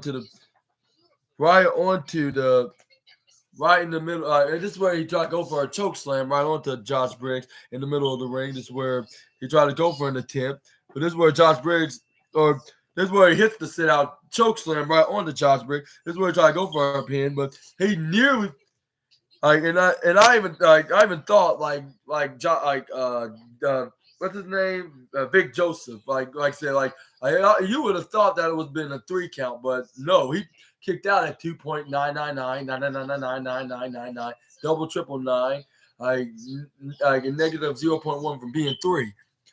Wow, this is that was very impressive from the former NXT Tag Team Champion Josh Briggs. This is where Dijak's like, no matter, I'm gonna finish him off with this maneuver right here. I got him right into the corner. This is where he tried to go for that spinning cartwheel kick, but he got big booted, intercepted. Josh Briggs did to Dijak. This is where he tried to go for a pin to Dijak. This is where the referee counted 1, referee counted 2, but he kicks out at 2.8 seconds. Josh Briggs was like, you come on, you gotta be kidding me. This is where he tried to go for a choke slam on his own, that's the number one thing we've seen with these two big men. Big man choking man meat, I suppose. Which I don't think that's the same good ring to it like what Simon would say. But anyways, he tried to attempt to go for a choke slam, but he instantly got back elbowed by Dijak. This is where he tried to get out of it, but still, but Josh Briggs still had a hold of the former T-Bar and Donovan Dijakovic. This is where he tried to go for a German suplex, but this is where Dijak rolled out of it. This is where he pushes him right into the bottom left corner turnbuckle, pushing face or at least throat first. This is where he tried to go for a roll up, but he flipped backwards on his own. This is where he tried to go charging at Josh Briggs. Josh Briggs hits a back elbow right into the face. This is where he goes right on the middle ropes. This is where Dijak catches him. This is where he tried to go for the GTH, which he hits the GTH on him and gets the win and make Josh Briggs go to the penalty box for 90 seconds. This is where we got Tyler Bate and Josh Briggs fight now. After Dijak scored the first pinfall into this Iron Survivor match. And man, you would have thought it would be like my prediction said, it would be either Tyler Bate or Dijak. I'll say maybe it would have been Braun Breaker, but I think he's not much of a guy that will win opportunities for the NXT championships in this way, at least at this time. I'm not saying he would never win an Iron Survivor match, but maybe he could win next year, perhaps. But I'm not going to get in more details until the end of the match.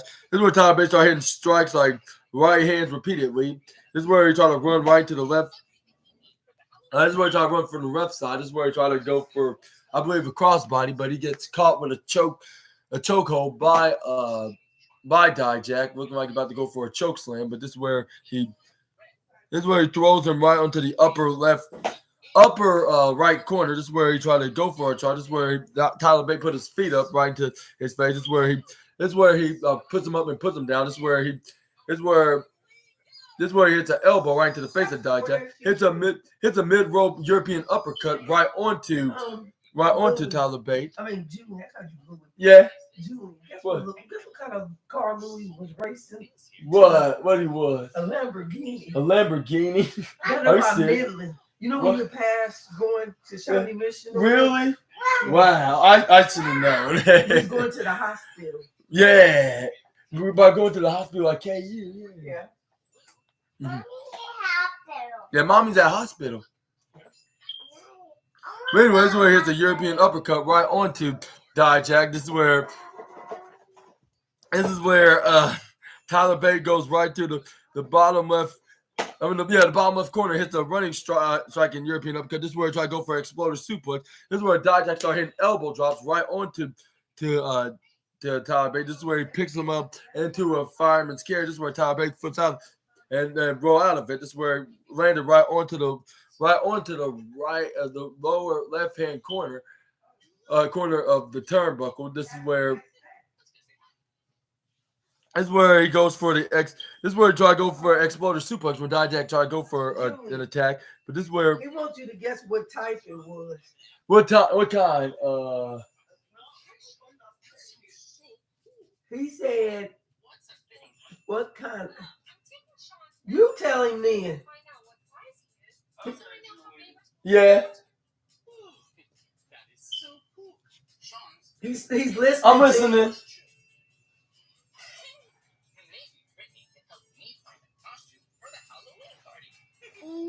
What kind of Lamborghini was it? Maybe 551. I like this one. He said, guess what car he was racing with that was with the Lamborghini? Oh, let me guess. Was something that he already has? Oh, the one that's in his closet? The one that's in his closet now? The Maserati? Yeah, the Maserati, yeah. Mm-hmm. I see. He said it was a supercharged G-Wagon. Oh, supercharged G-Wagon? Yeah. Oh, I thought, my apologies. A supercharged G-Wagon? Oh, yeah. Let's go, baby. Really? All right, that's fine. Really? Yeah. You were racing that? Like, yeah, Trey plays with that all the time, too, though. Yeah. Mm-hmm. But, yeah, let's continue. It's an exploder suplex right into the turnbuckle, which was a guarantee. Even though the first time was not going through the turnbuckle, but either way, it was the same maneuver, but it landed around to the hard part of the heart. I'll say the third hardest part of the ring, which is the turnbuckle. This is where Tyler Bate tried to go for the pinfall. This is where Dijak kicks out at 2.9. This is where he picks up Dijak. This is where in a guillotine position. This is where he picks him up and goes for the spinning fireman's carry, which he always do. But he had him into like 10 good spins.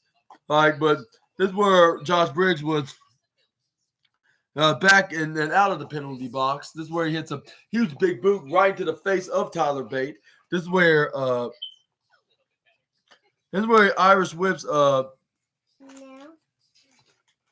This is where this is where he Irish whips. This is where he Irish whips. Tyler Bate outside onto the right corner ringside area.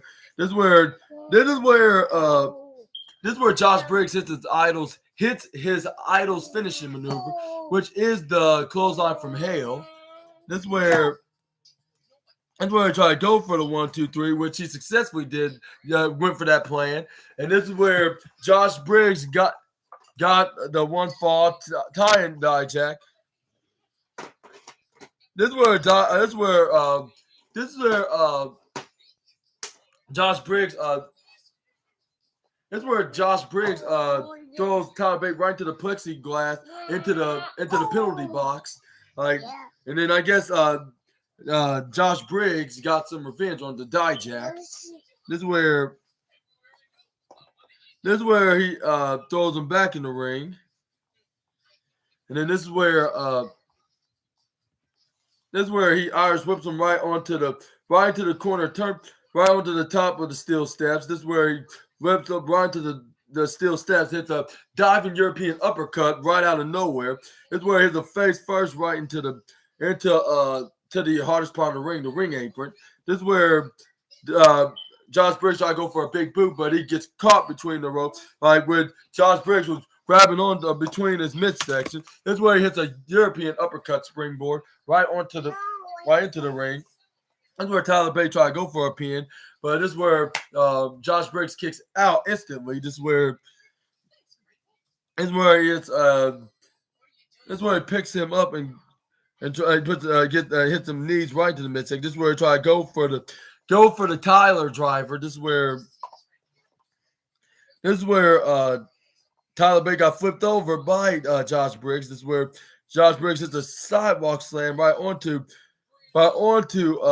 Tyler Bate, but this is where he has a big splash afterwards, but Tyler Bate kicks out. This is where Josh Briggs was like, what the hell? This is where Dijak tried to – this is where he was in the penalty box, but only for like 5 seconds, because as soon as he got back in the ring, he tried to go for a big boot to Tyler Bate, but Tyler Bate ducked and grabbed him and hit the most devastating move in all of sports entertainment, the surprise roll-up, and then send him back to the penalty box. And because he got the 1, 2, 3, setting the scores tied with both him and Josh Briggs.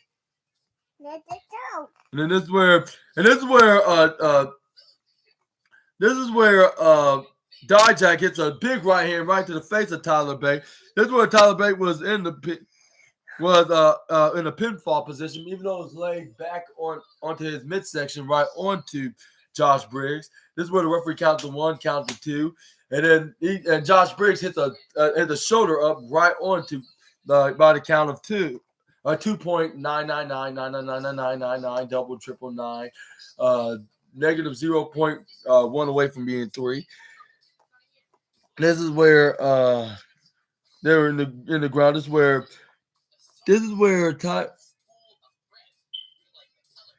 Tyler Bate tried to put Josh Briggs right in the sleeper, but he sent him right to the upper right corner turnbuckle. This is where Trick Williams was out there because it was his turn, because it was 10 minutes was already up. This is where Trick Williams Irish whips him from the right side corner to the left. This is where he gets countered by Josh Briggs, and this is where Josh Briggs tried to go for a clothesline. This is where Trick Williams duck out of the way, hit the flying clothesline right onto Tyler Bate. This is where Trick Williams was like yeah, whoop. This is where it's like. He was like, yeah, let's go. Like, this is where he had the war paint of like a football war paint on, like the black and brown, like in the side of his face. This is where Josh Briggs tried to kick Trick Williams right in the gut. This is where Trick Williams caught his legs, put him into Dijak's hands. This is where he trips him over, trips Josh Briggs' legs over. This is where Dijak grabs onto the legs of what's his name, of Josh Briggs, like into some kind of like if he's about to do a slingshot flapjack or even a Boston Crab, which I'm not sure if he is from Boston. But this is where before he can have a chance to do it on his own, this is where Trick Williams kind of helped him by clotheslining him, and he flipped Josh Briggs right onto the lower right hand corner of the turnbuckle, right onto Tyler Bates, splashing on him in the process. This is where Trick Williams ducks out of the double clothesline that Dijak and Josh Briggs was trying to execute on him, but this is where he ducks and hits a swinging neck breaker onto both men. This is where they try to go for a play on both men, but they both kicked out of Trick Williams. This is where Trick Williams like, oh man, like I'm so close. This is where Tyler Bate tried to go for a clothesline. He dodges him. This is where he slides, runs right through to the left hand corner ropes. This is where he gets flat. This is where he gets hit with a pop up uppercut by Trick Williams. This is where Trick Williams yeah, it's just me now. Like I better finish this off. This is where he tried to run right onto Josh Briggs, but he gets elbowed right by Josh Briggs. This is where he throws him right to the lower right corner of the turnbuckle. This is where he tried to go for a splash right onto Dijak, but he kicks him right in the head. This is where he got right onto the top turnbuckle or middle turnbuckle. This is where the fans start chanting, "Whoop that trick, whoop that trick," and then this is where Dijak tried to go on the top. This is where they hit the double clothesline right on each other. This is where Trick Williams like, I nailed him. And this is where he tried to go for a pin. This is where he knew he had him, but the fans are like 1, 2, and then this is where as soon as the referee's about to hit 3, this is where Tyler Bate came out of nowhere and hit an axe handle for the save. And fans were like, no, because they really wanted Trick Williams to win. This is where Tyler Bate tried to go for the spinning spinning fireman's carry, but Trick Williams flipped out of it on the 5th spin, and he hit a spin on Tyler Bate on his own. This is where Tyler Bate countered. This is where he picks him up and try to do a spinning reverse fireman's carry, like which he did so, spinning around with hands, like something that he's still trying to learn from Cesaro, try to do it without the hands. This is where Booker T was like, oh, here we go, Vic. I was like, he's more. It seems like he's it seems like he's more excited than a homeless man in a hurricane, like getting ready, like when the hurricanes get ready to hit a tropical beach, of course, and he's like, this is my favorite part. That's how Booker T was like.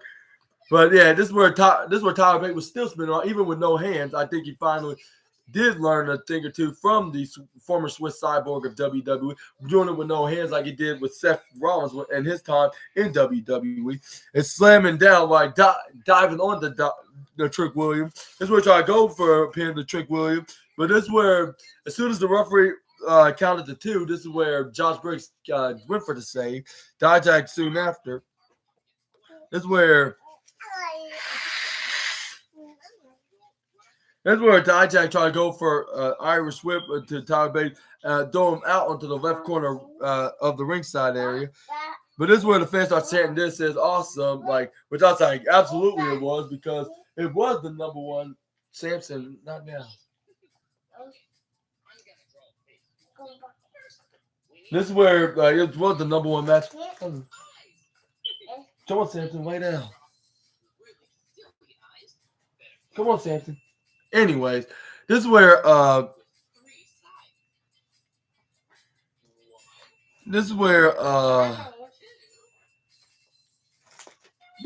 like fans said this is awesome, and then I was like, yeah, of course it is, because it was the best match of the night. And where Tyler Bate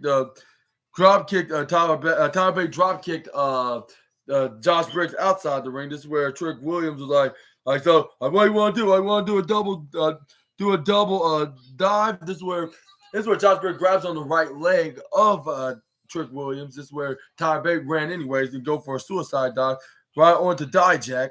This is where No, it was Dijak. Dijak was.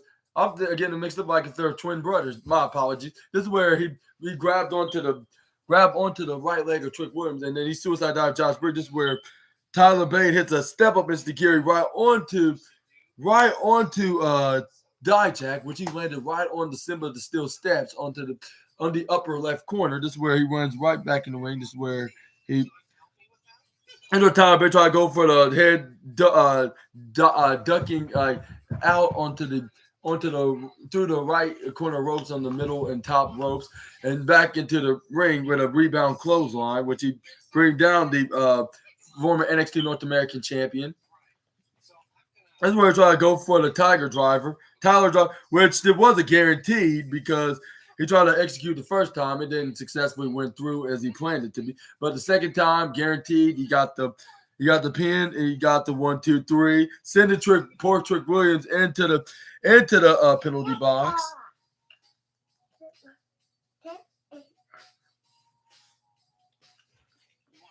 And this is where Braun Breaker hit spears on not only who it was, I think it was Josh Briggs. But he also did it to both Dijak and Tyler Bate, scoring three different victories in one moment in less than 1 minute in 40. It was actually 40 seconds. Yeah, he scored three different different points in at one moment. Excuse me, Trey. But yeah, he scored three different in one more, and then sending them to the penalty box. This is where Braun Breaker tried to go for a grill press. Trick Williams caught him, hit a bookend Uranagi. Be careful, Trey. This is where no. This is where no, I can't right now. This is where Trick Williams goes right on the top rope. This is where he tried to go for it. Right on the top rope with. This is where Trick Williams did a crossbody on everybody as soon as they all got out of the penalty box 90 seconds. Okay, if you're not gonna drink this, you might as well put it in your TV stand. No disrespect or no offense. But anyways, this is where he was standing tall over everybody as participants into the Iron Survivor match. Like we could maybe see him win the match, even though he didn't score any points yet. Like Tyler Bate only scored 2, and then Braun Breaker in the lead with 3, and then Dijak and Josh Briggs scoring 1 point in a row. No, don't show that. No, Trey, that's very inappropriate. No. Trey, no, that's not what it's there for. No. Sorry about that. Anyway, this is where Trick Williams throws Dijak back in the ring. This is where Braun Breaker grabs onto the leg of Trick Williams. This is where Josh Briggs starts fighting. No. No, Trey. No. Don't show anything. I don't think none of the SNA viewers don't want to see that. No. You could say hi and make silly faces, but I don't think you should do that. Hi. Okay, that's better. Yeah. Hi. This is where Dijak hits that spinning tornado kick. Hello, yeah, I know. I already said hi at the beginning. This is where Dijak scored the second victory, tying Tyler Bate. I was like, maybe we could see either Dijak and Tyler Bate. Oh, Uncle Super Ninja Austin loves you too. Uncle Super Ninja Austin loves you too. But this is where. But yeah, this is where they was tied with Tyler Bate. This is where I think either him or Tyler Bate could keep up with Braun Breaker and get the final pin. But I can see Trick Williams coming back by getting 3 wins himself, and they'll be tied with 3. It'll be either Dijak and Tyler Bate. And Braun Breaker, they could be tied with 3, and it look like Trick Williams will win. But they'll see. I thought we were going to see Alexis King reveal who's the culprit, which we still know who it is. Which luckily that didn't happen. But this is where, and we'll see Dijak getting the victory, or even Tyler Bate get the win. Which I'm not sure if that's gonna happen. But this is where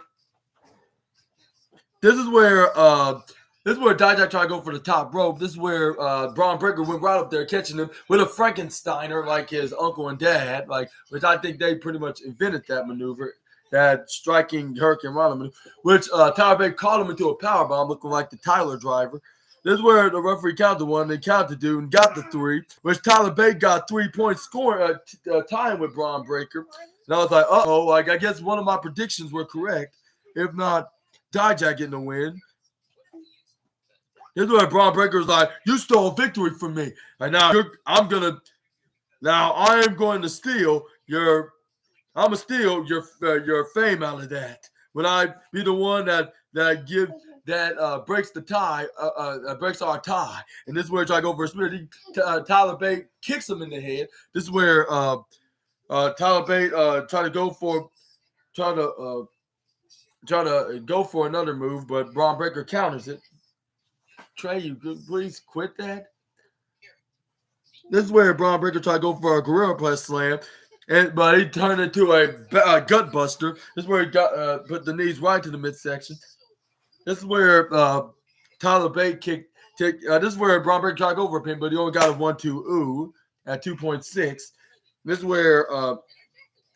where Tyler Bate goes right onto the right on the upper left corner of ropes. This is where he started punching right hands right into the face of Tyler Bate. This is where he tried to go for an avalanche suplex. This is where they both fail right on the top, like with Braun Breaker hitting the suplex, I believe. This is where Braun Breaker tried to go for the pin, but this is where Dijak was there. It was Josh Briggs with the stop, which was probably smart of the former NXT tag team. This is where he tried to go for a pin onto Tyler Bate, but this is where Trick Williams was back from being into the penalty box. This is where he started hitting right hands onto Josh Briggs. Josh Briggs counters and he blocks the second blow, hits the right hand to him, throwing him right over in the top left corner. This is where Josh Briggs throws Braun Breaker right to the lower left corner ropes. This is where he picks up Tyler Bate in the middle of the ring. This is where he tries to go for a choke slam. This is where Tyler Bate flips out to a back flip. This is where he hits a stop sign right hand knuckle punch right into the face of Josh Briggs. This is where what's his name pushed him out of the way. Dijak pushed Josh Briggs out of the way. This is where he tried to go for a choke slam right onto Tyler Bate, but this is where Josh Briggs grabs him. Like, how about we do a double drop kick? Double choke slam, which they did so. This is where what else happened? This is where now it was Dijak and Josh Briggs. They're standing tall. This is where they're like, okay, like this is where Dijak kind of had an idea. So how about you go on that side, on the lower right corner side? You hit a moonsault right on that side, and I'll go on this side and hit a moonsault. And he was like, you may be on to something. Which both were behind, and they both needed to make a decision of coming back. Which they both hit a double moonsault with Dijak hitting the moonsault right onto Trick Williams, and then Josh Briggs hitting the moonsault onto Braun Breaker, which they respectively got a win, a pinfall with a double decision pin, like with Josh Briggs and Dijak scoring a victory, like respectively with the referee was like, all right, y'all both pinned at the same time, so I'm gonna count double. Like 1, 2, 3, and they both got them out into the penalty box. This is where they start looking face to face. They start fighting each other. This is where they into the ringside area. Samson, shush. This is where Josh Briggs throws Tyler Bate back in the ring. This is where he tried to go for it on the top rope. This is where he hits. This is where he tells Tyler Bate to get the hell up, but Dijak hit a big boot right to the face. This is where he tried to go for his top rope maneuver. Anyway, this is where Dijak hits a super kick right into the face. This is where Dijak goes right on. Say, come here, like this is my moment. Like no, this is where he tried to go for. This is where they tried to go for a big double boot right on the Tyler Bate, but Tyler Bate smartly got out of the way, hit the boot right into each other respectively. And this is where all three men were down. This is where as soon as Braun Breaker got back right onto the. This is where as soon as Braun Breaker got out of the penalty box, he gets chokeslammed right into the announce table by Dijak. I was like, wow, like it looks like Braun Breaker do not have good luck when it comes to the announcer's table. Just ask him about how's his back when he got jackknifed by what's his name, Von Wagner. But this is where Tyler Bate started hitting right hands right to the face of Josh Briggs. Josh Briggs picks him up right on the top of ropes. This is where fans start chanting NXT. Like, of course they would, because this was a very good match. That's why I automatically gave it the match of the night, because the first match of the night, of course, because it was really that darn good. Like, which it shows like who could possibly face Ilya Dragunov for the NXT Championship, which it showed who it was, and it's gonna tell a certain story here. And then this is where Trick Williams did the unbelievable, like in the next like minute and 14 seconds, like because he got what's his name, Josh Briggs, into a surprise roll up after like when Josh Briggs tried to go for a suplex, but Dijak threw him out of the way, but he got the surprise roll up, got 1, 2, 3. This is where Dijak soon after hits the super kick right in his face. Dijak goes for a super kick right on the Tyler Bate into his head. This is where Dijak picks up Trick Williams. This is where he tried to go for the GTH, but this is where Trick Williams flips out of the GTH. No, he did the GTH. This is where he tried to go for a pin. Referee counts to 1, referee counts to 2. But this is where Eddie Thorpe, this is where Eddie Thorpe pulls out the referee. Okay, can you turn it down a little bit?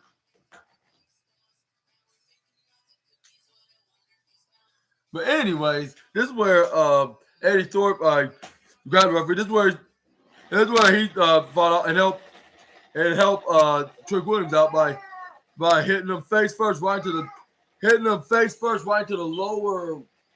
lower left corner, lower left hand corner of the team of the turnbuckle face first. This is where Trick Williams hits the surprise roll up, looking like a tall version of Xavier Woods with the most devastating move in all sports entertainment. Got 1, 2, 3 from Dijak. This is where Tyler Bate tried to go for the diving corkscrew, which he tried to go. He did the diving corkscrew. This is where he tried to go for the Tyler driver, trying to get a third time charm, which I'm not sure if he found a good luck charm, because this is where Trick Williams counters it, hits the surprise roll up on him, which he got a 1, 2, 3 out of Tyler Bate. This is where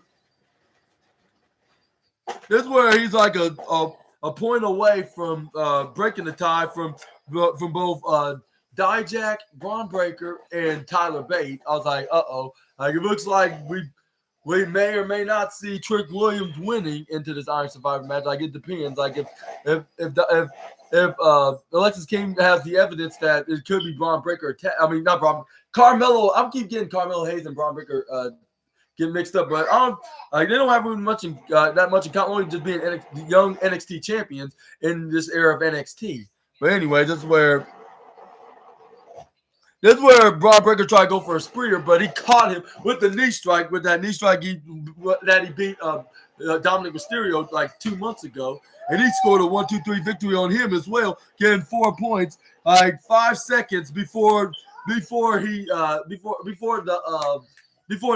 Iron Survivor was over, which all 4 men were in the penalty box, and we got like 4 seconds. And when as soon as the 4 seconds won, were up, I should say. Trick Williams was the Iron Survivor, and yes, sir and ma'am, Trick Williams won the Iron Survivor match. Like, what a celebration for him! I thought that it would not happen. I thought it would be so close, but Alexis King's gonna distract him, and it will cost him the match. But it looks like we're gonna see.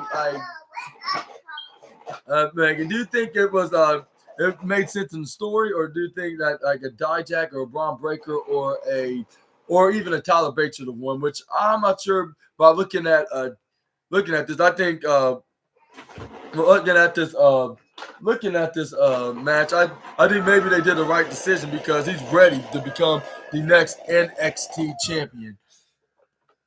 And let me know in the comments down below on, do you think he will be NXT champion, or is it gonna be like gonna end up with a screwy finish with him losing the match by being distracted by Alexis King, showing that it was Braun Breaker who attacked him from behind by having footage of him doing so. Which we could be anything at this point, but.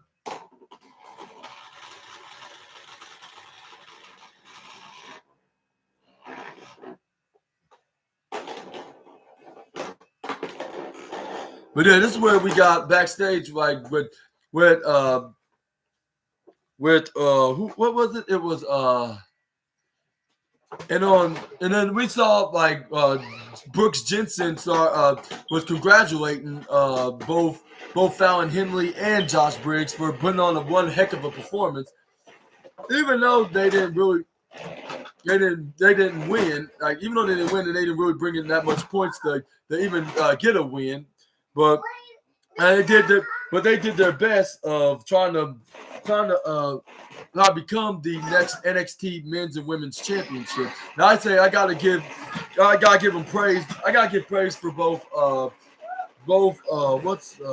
Josh Briggs and Fallon Henley for putting on such a amazing performance.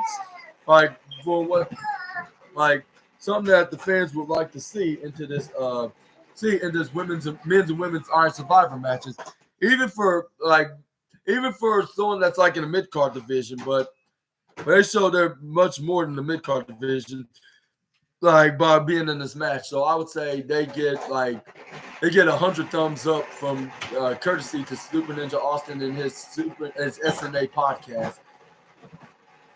But yeah, this is where the metaphor was like, yeah, whatever. Like, y'all didn't even win, so why are you getting congratulated?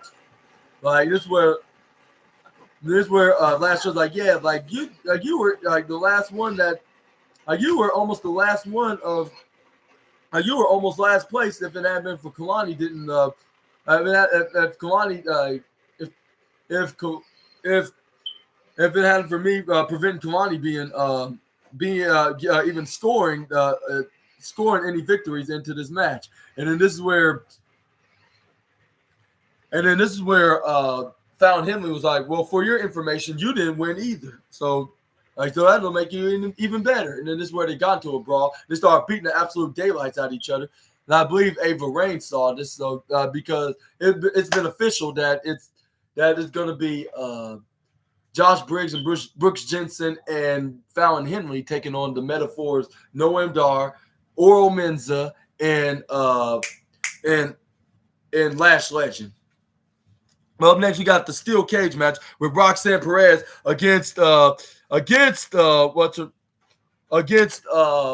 Kiana James, which they were beating the absolute hell out of each other, because that's the point of being in the steel cage. Like, there's nobody to stop them or nobody to help them or anything. Like, they're gonna do this face to face, which that's what. And then when Roxanne Perez went for a comeback, and during the match, she was on the mid rope, landed right on top of Kiana James and started doing the Luthez press right onto the businesswoman of NXT. This is where Roxanne Perez hits a striking right hand right into the face. This is where she hits a middle missile drop kick right on James. This is where she has a kip up. She does this, and she screams like, and this is where she This is where she Irish whips Kiana James right into the right corner, corner of right hand corner ropes, like the right hand corner of the steel cage. Face first, right onto the cage. This is where she goes right into the left side as well. Like, Trey, what are you even doing? This is where Roxanne Perez grabs onto Kiana James. This is where she throws her right to the last but not least right to the bottom side as well. This is where she was getting ready to hit, I believe, her signature maneuver. Like, she runs right, she put her in the snapmare position before she did so, or anything like that. This is where she hit the snap. She hit the European uppercut right in her back. Like, after doing so, this is where try to go for a pin, but you got a 1-2. Ooh. This is where she climbed up right on the top. Looked like she was about to escape into the steel cage match, because that is the stipulation that you either win by pinfall, submission, or escape the cage.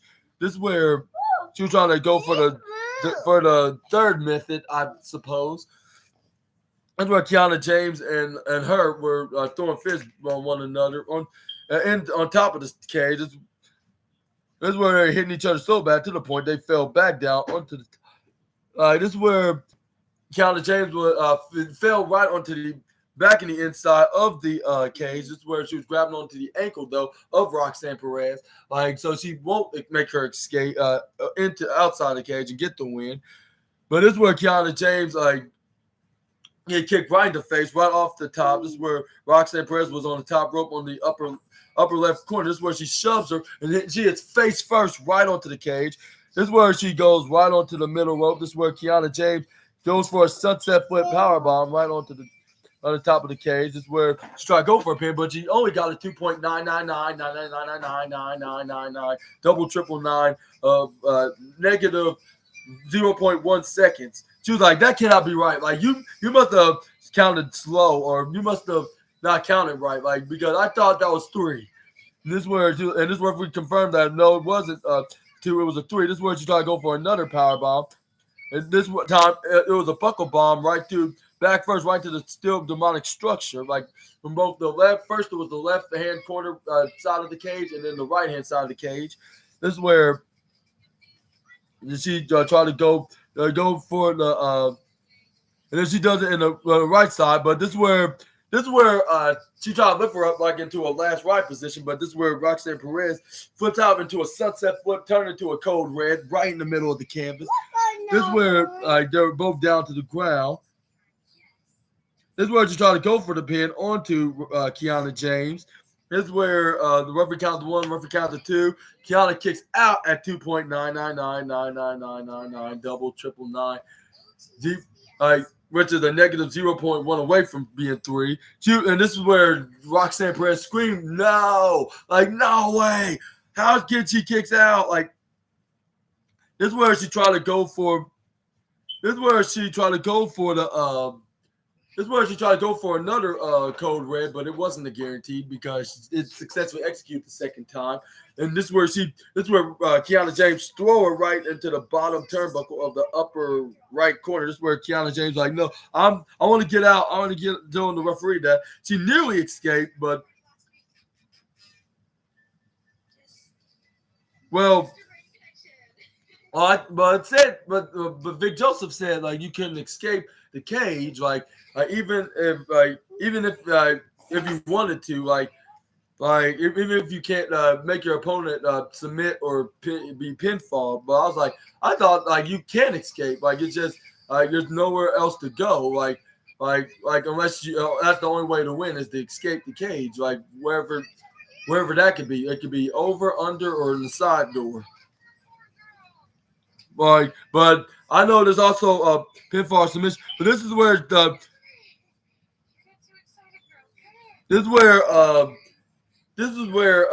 Roxanne Perez grabs onto the leg onto Kiana James. This is where she started kicking Roxanne Perez off of her. This is where she this is where she grabs a chair under the ring, and then I was wondering what she was grabbing, which was a steel chair. This is where she kicked her off of her. This is where she got to use it onto the Prodigy. But when she tried to whack it across her face, this is where Roxanne ducks out of the way. This is where she hits a roundhouse kick right into the midsection of a backwards roundhouse kick right into the midsection of Kiana James. This is where we grab on the steel chair. This is where she try to whack her in the face with the chair. And this is where she started telling her, like, no, you do not want to do that. Or you can do whatever you want in here. Just don't hit me with the chair. Don't whack my pretty face. And then this is where Roxanne Perez was like,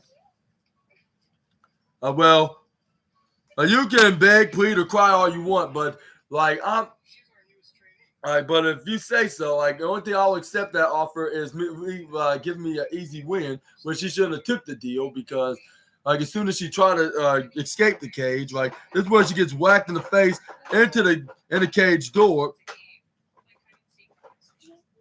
Oh, okay, you can do whatever. This is where she was not trying to escape. But I'm still, I should say. Like as soon as she tried to shut the cage door, which she should have let the referee did so. This is where one of Kiana James's assistants whacked her in the face right with the cage door. This is where she landed right in the middle of the cage. All right, which is Easy Dane, I believe that's what her name is. Easy Dane, yeah. Easy Dane, I believe her name is. This is where she helped Kiana James. This is where she whacked her in the back first with the chair.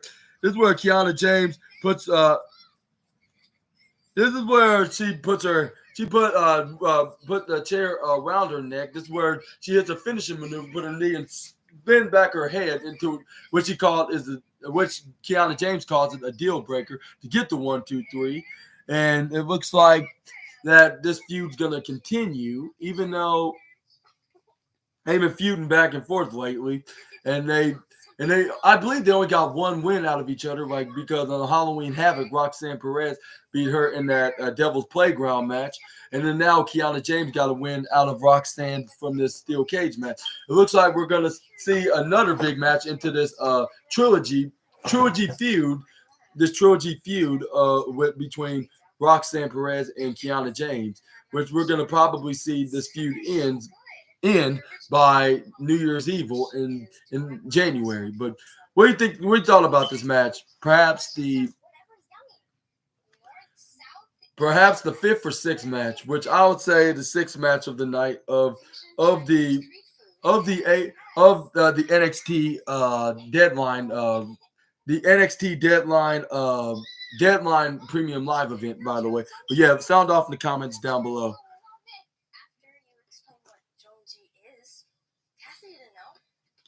And then this is where we got, and then up next we got the main event of the evening, which is Ilya Dragunov taking on Baron Corbin. They've been beating the living hell out of each other, like with Baron Corbin attempting to go for the end of days, or Ilya Dragunov going hitting him with moves like hitting drop kicks and exploder suplex, suicide dives on the outside corner. This is where, and then Baron Corbin hitting like a back suplex, I believe, right to out on the announce table, right with him right on top of out on the announce table, and Ilya Dragunov hitting, I believe, a rebound clothesline, I believe, and then when I think where Ilya Dragunov tried to go for an attack, like I believe try to go for try to go for one attempt of what's that maneuver? His torpedo Moscow.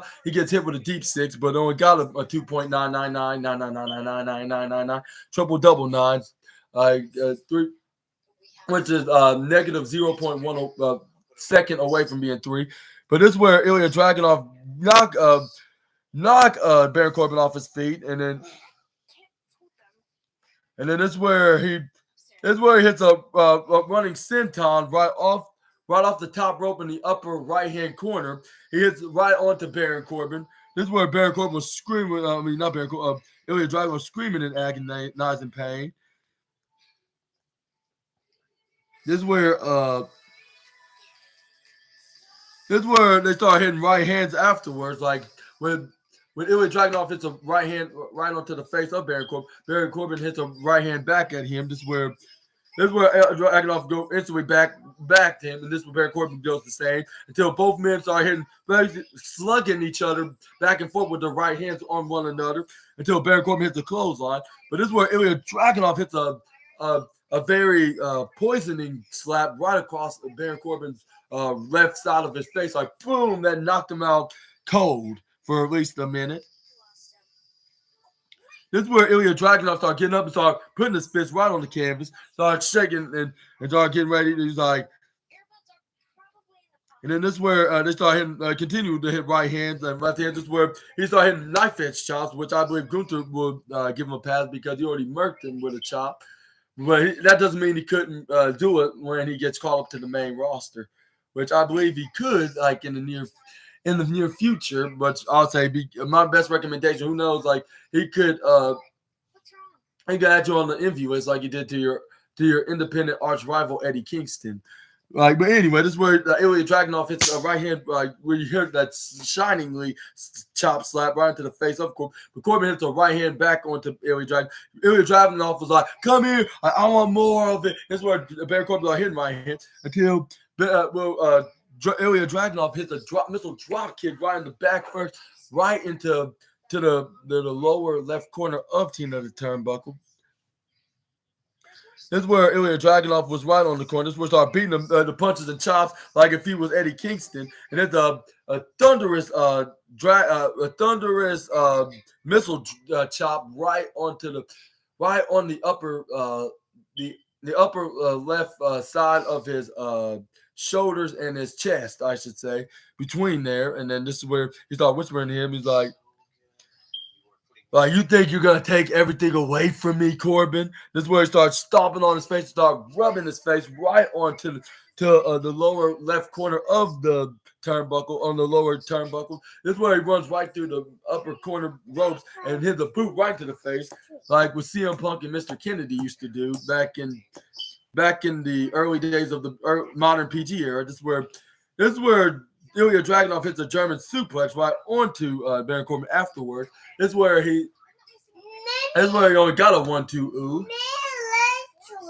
This is where Baron Corbin still in the. This is where when he was down the ground.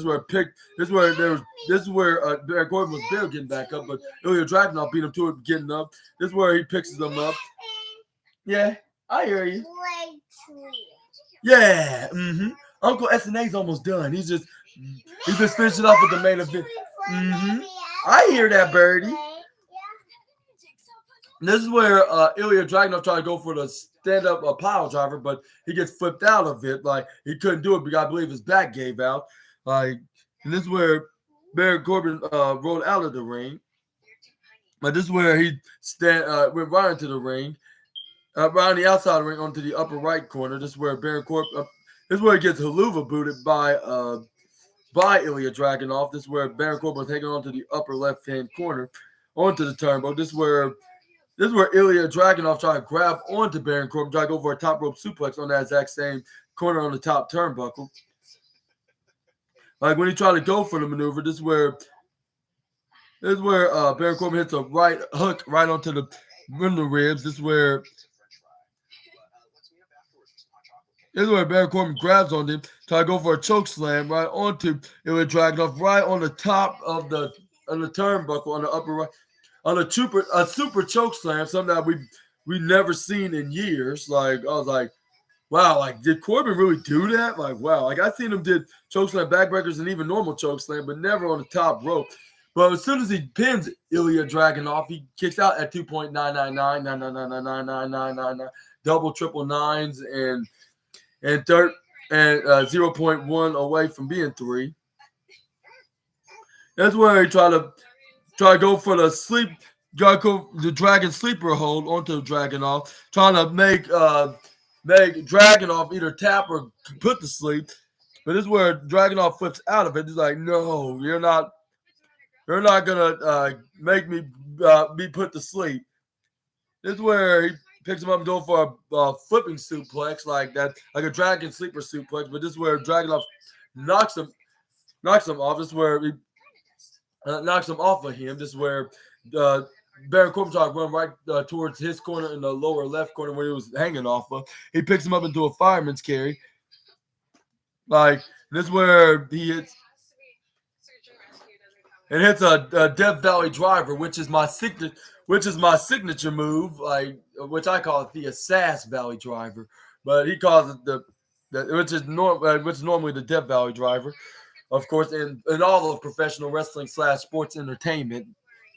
This is where they did it right through to the lower left corner, which that's their favorite corner of the ring of this match, of course. That's where Ilya Dragunov was getting up, and this is where he tried to hit him with the torpedo headbutt Moscow. But this is where Baron Corbin counters into a deep six, which I mentioned earlier, but I mentioned it way too soon, perhaps. Like, my apologies, by the way. This is where Baron Corbin goes for a pinfall, but when he did so, he goes for a 1, he goes for a 2. Baron Corbin kicks out at 2.99999 double triple 9. This is where Baron Corbin also hits my signature maneuver, which I bet both Ilya and Baron are SNA fans for doing the maneuver like this. Yeah, it's not my finishing maneuver, but still, it's a move that's the next best thing, which is the Sass Valley driver, but it's the Death Valley driver, not the Sass Valley specifically. Before I get corrected in the comments below, but I'm just saying, like, that's the move I use on 2K22 and 23. Like, but yeah, he used the maneuver after Ilya Dragunov did. This is where he goes for. This is where he hits the brain buster right on the Ilya Dragunov. Just trying to end him off with the maneuver with the referee count to 1, the referee count to 2. But he kicks out, and something made him kick out, like some kind of thunder lightning bolt. Made him kicked out at 2.999999999 double triple 9s and negative 0.1 seconds. This is where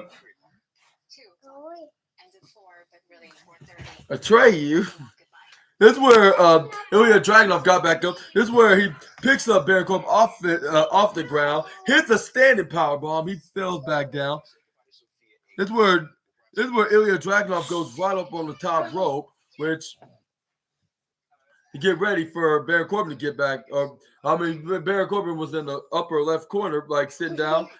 This is where he's like, hello, my very narcissistic friend. This is where he hits a middle drop kick right in the face of Baron Corbin.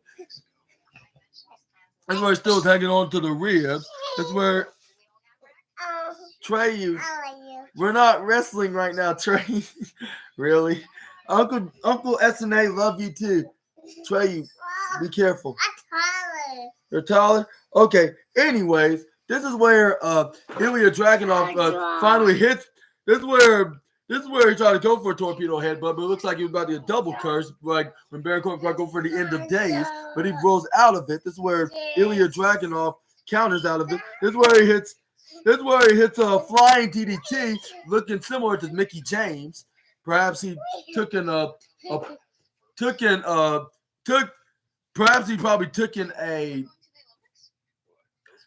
a page out of Mickey James's playbook, which that worked. Like, this is where he hits a diving, thunderous forearm right to that Knights Out, Dragons Out 2 times in a row.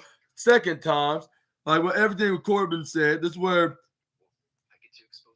he hit the third time a charm strike after he hit the third time.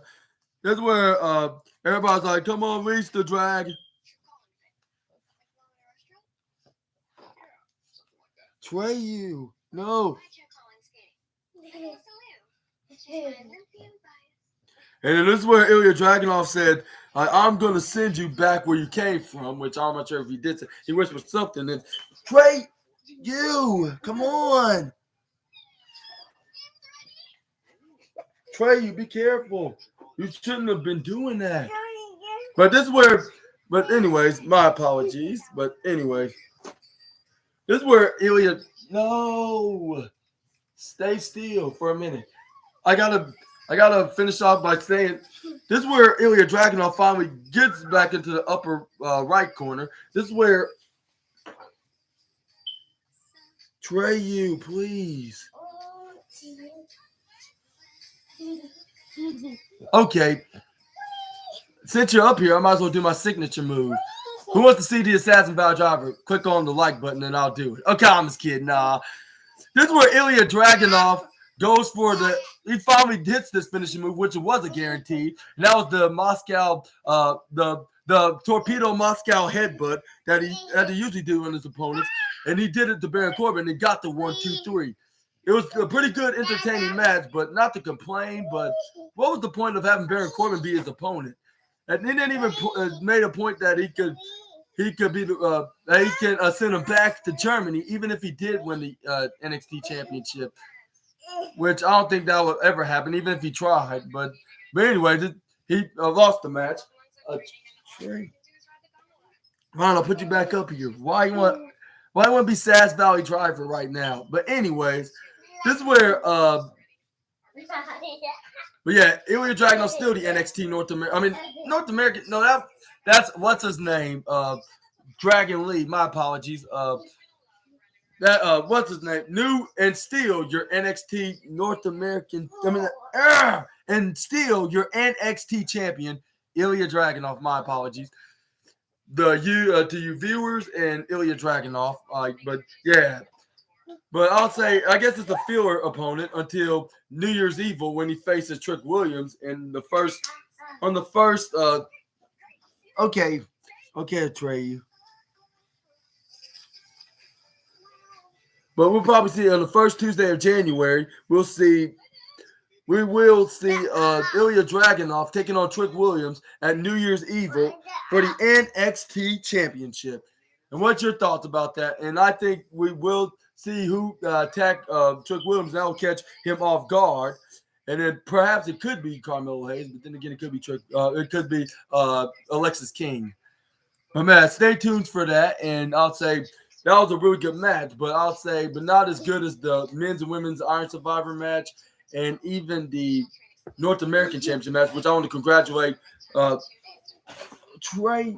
Be careful, okay? Anyways, Blair Davenport and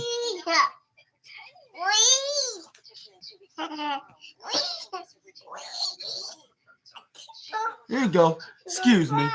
This is where, but yeah, I'll say because it didn't really beat the men's and women's Iron Survivor match and the North American Championship match, and even that Carmelo Hayes versus Alexis King match. I was like, and those are not exactly for the championships on for the exact same night. Not but it does show that they will earn the championship against Ilya Dragunov in the future. I'll say Trick Williams should. Trick Williams gonna face Ilya Dragunov while Lyra Valkyria will defend her NXT Women's Championship against the Women's Iron Survivor Challenge, the Iron Survivor winner of 2023, Blair Davenport. And who thinks they'll win that match? Which my prediction is obviously on Lyra Valkyria, along with Ilya Dragunov being the NXT, still remaining as NXT Championship. And we're gonna see the review of who's Trick Williams' attacker. Stay tuned for next month, for what's gonna happen next into the storyline in NXT. And also, what was your thoughts about NXT Deadline? And what you thought about this video? And what was your favorite match? Let me know all about that in the comments down below.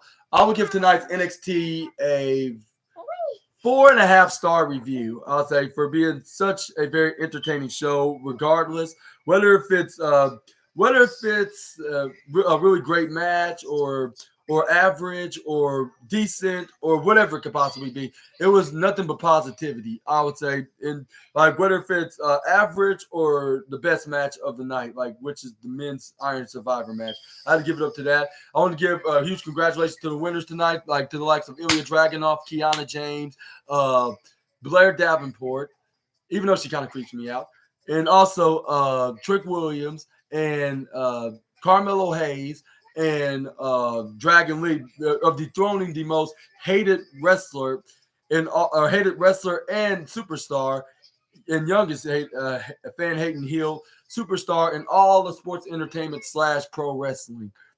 And And I hope y'all have a great Saturday night. And same with you, viewers. And yeah, and I'm your host, Super Ninja Austin, on this 167 episode of the SNA podcast. Make sure y'all check out my latest wrestling news video tomorrow afternoon, which is going to be the wrestling news part 62, episode 168 of the SNA podcast, where we're going to be talking about the wildest wrestling news stories and rumors that you SNA fans need to know from the Wrestling Inc. article. And what do you think was going to be next after this premium live event with NXT?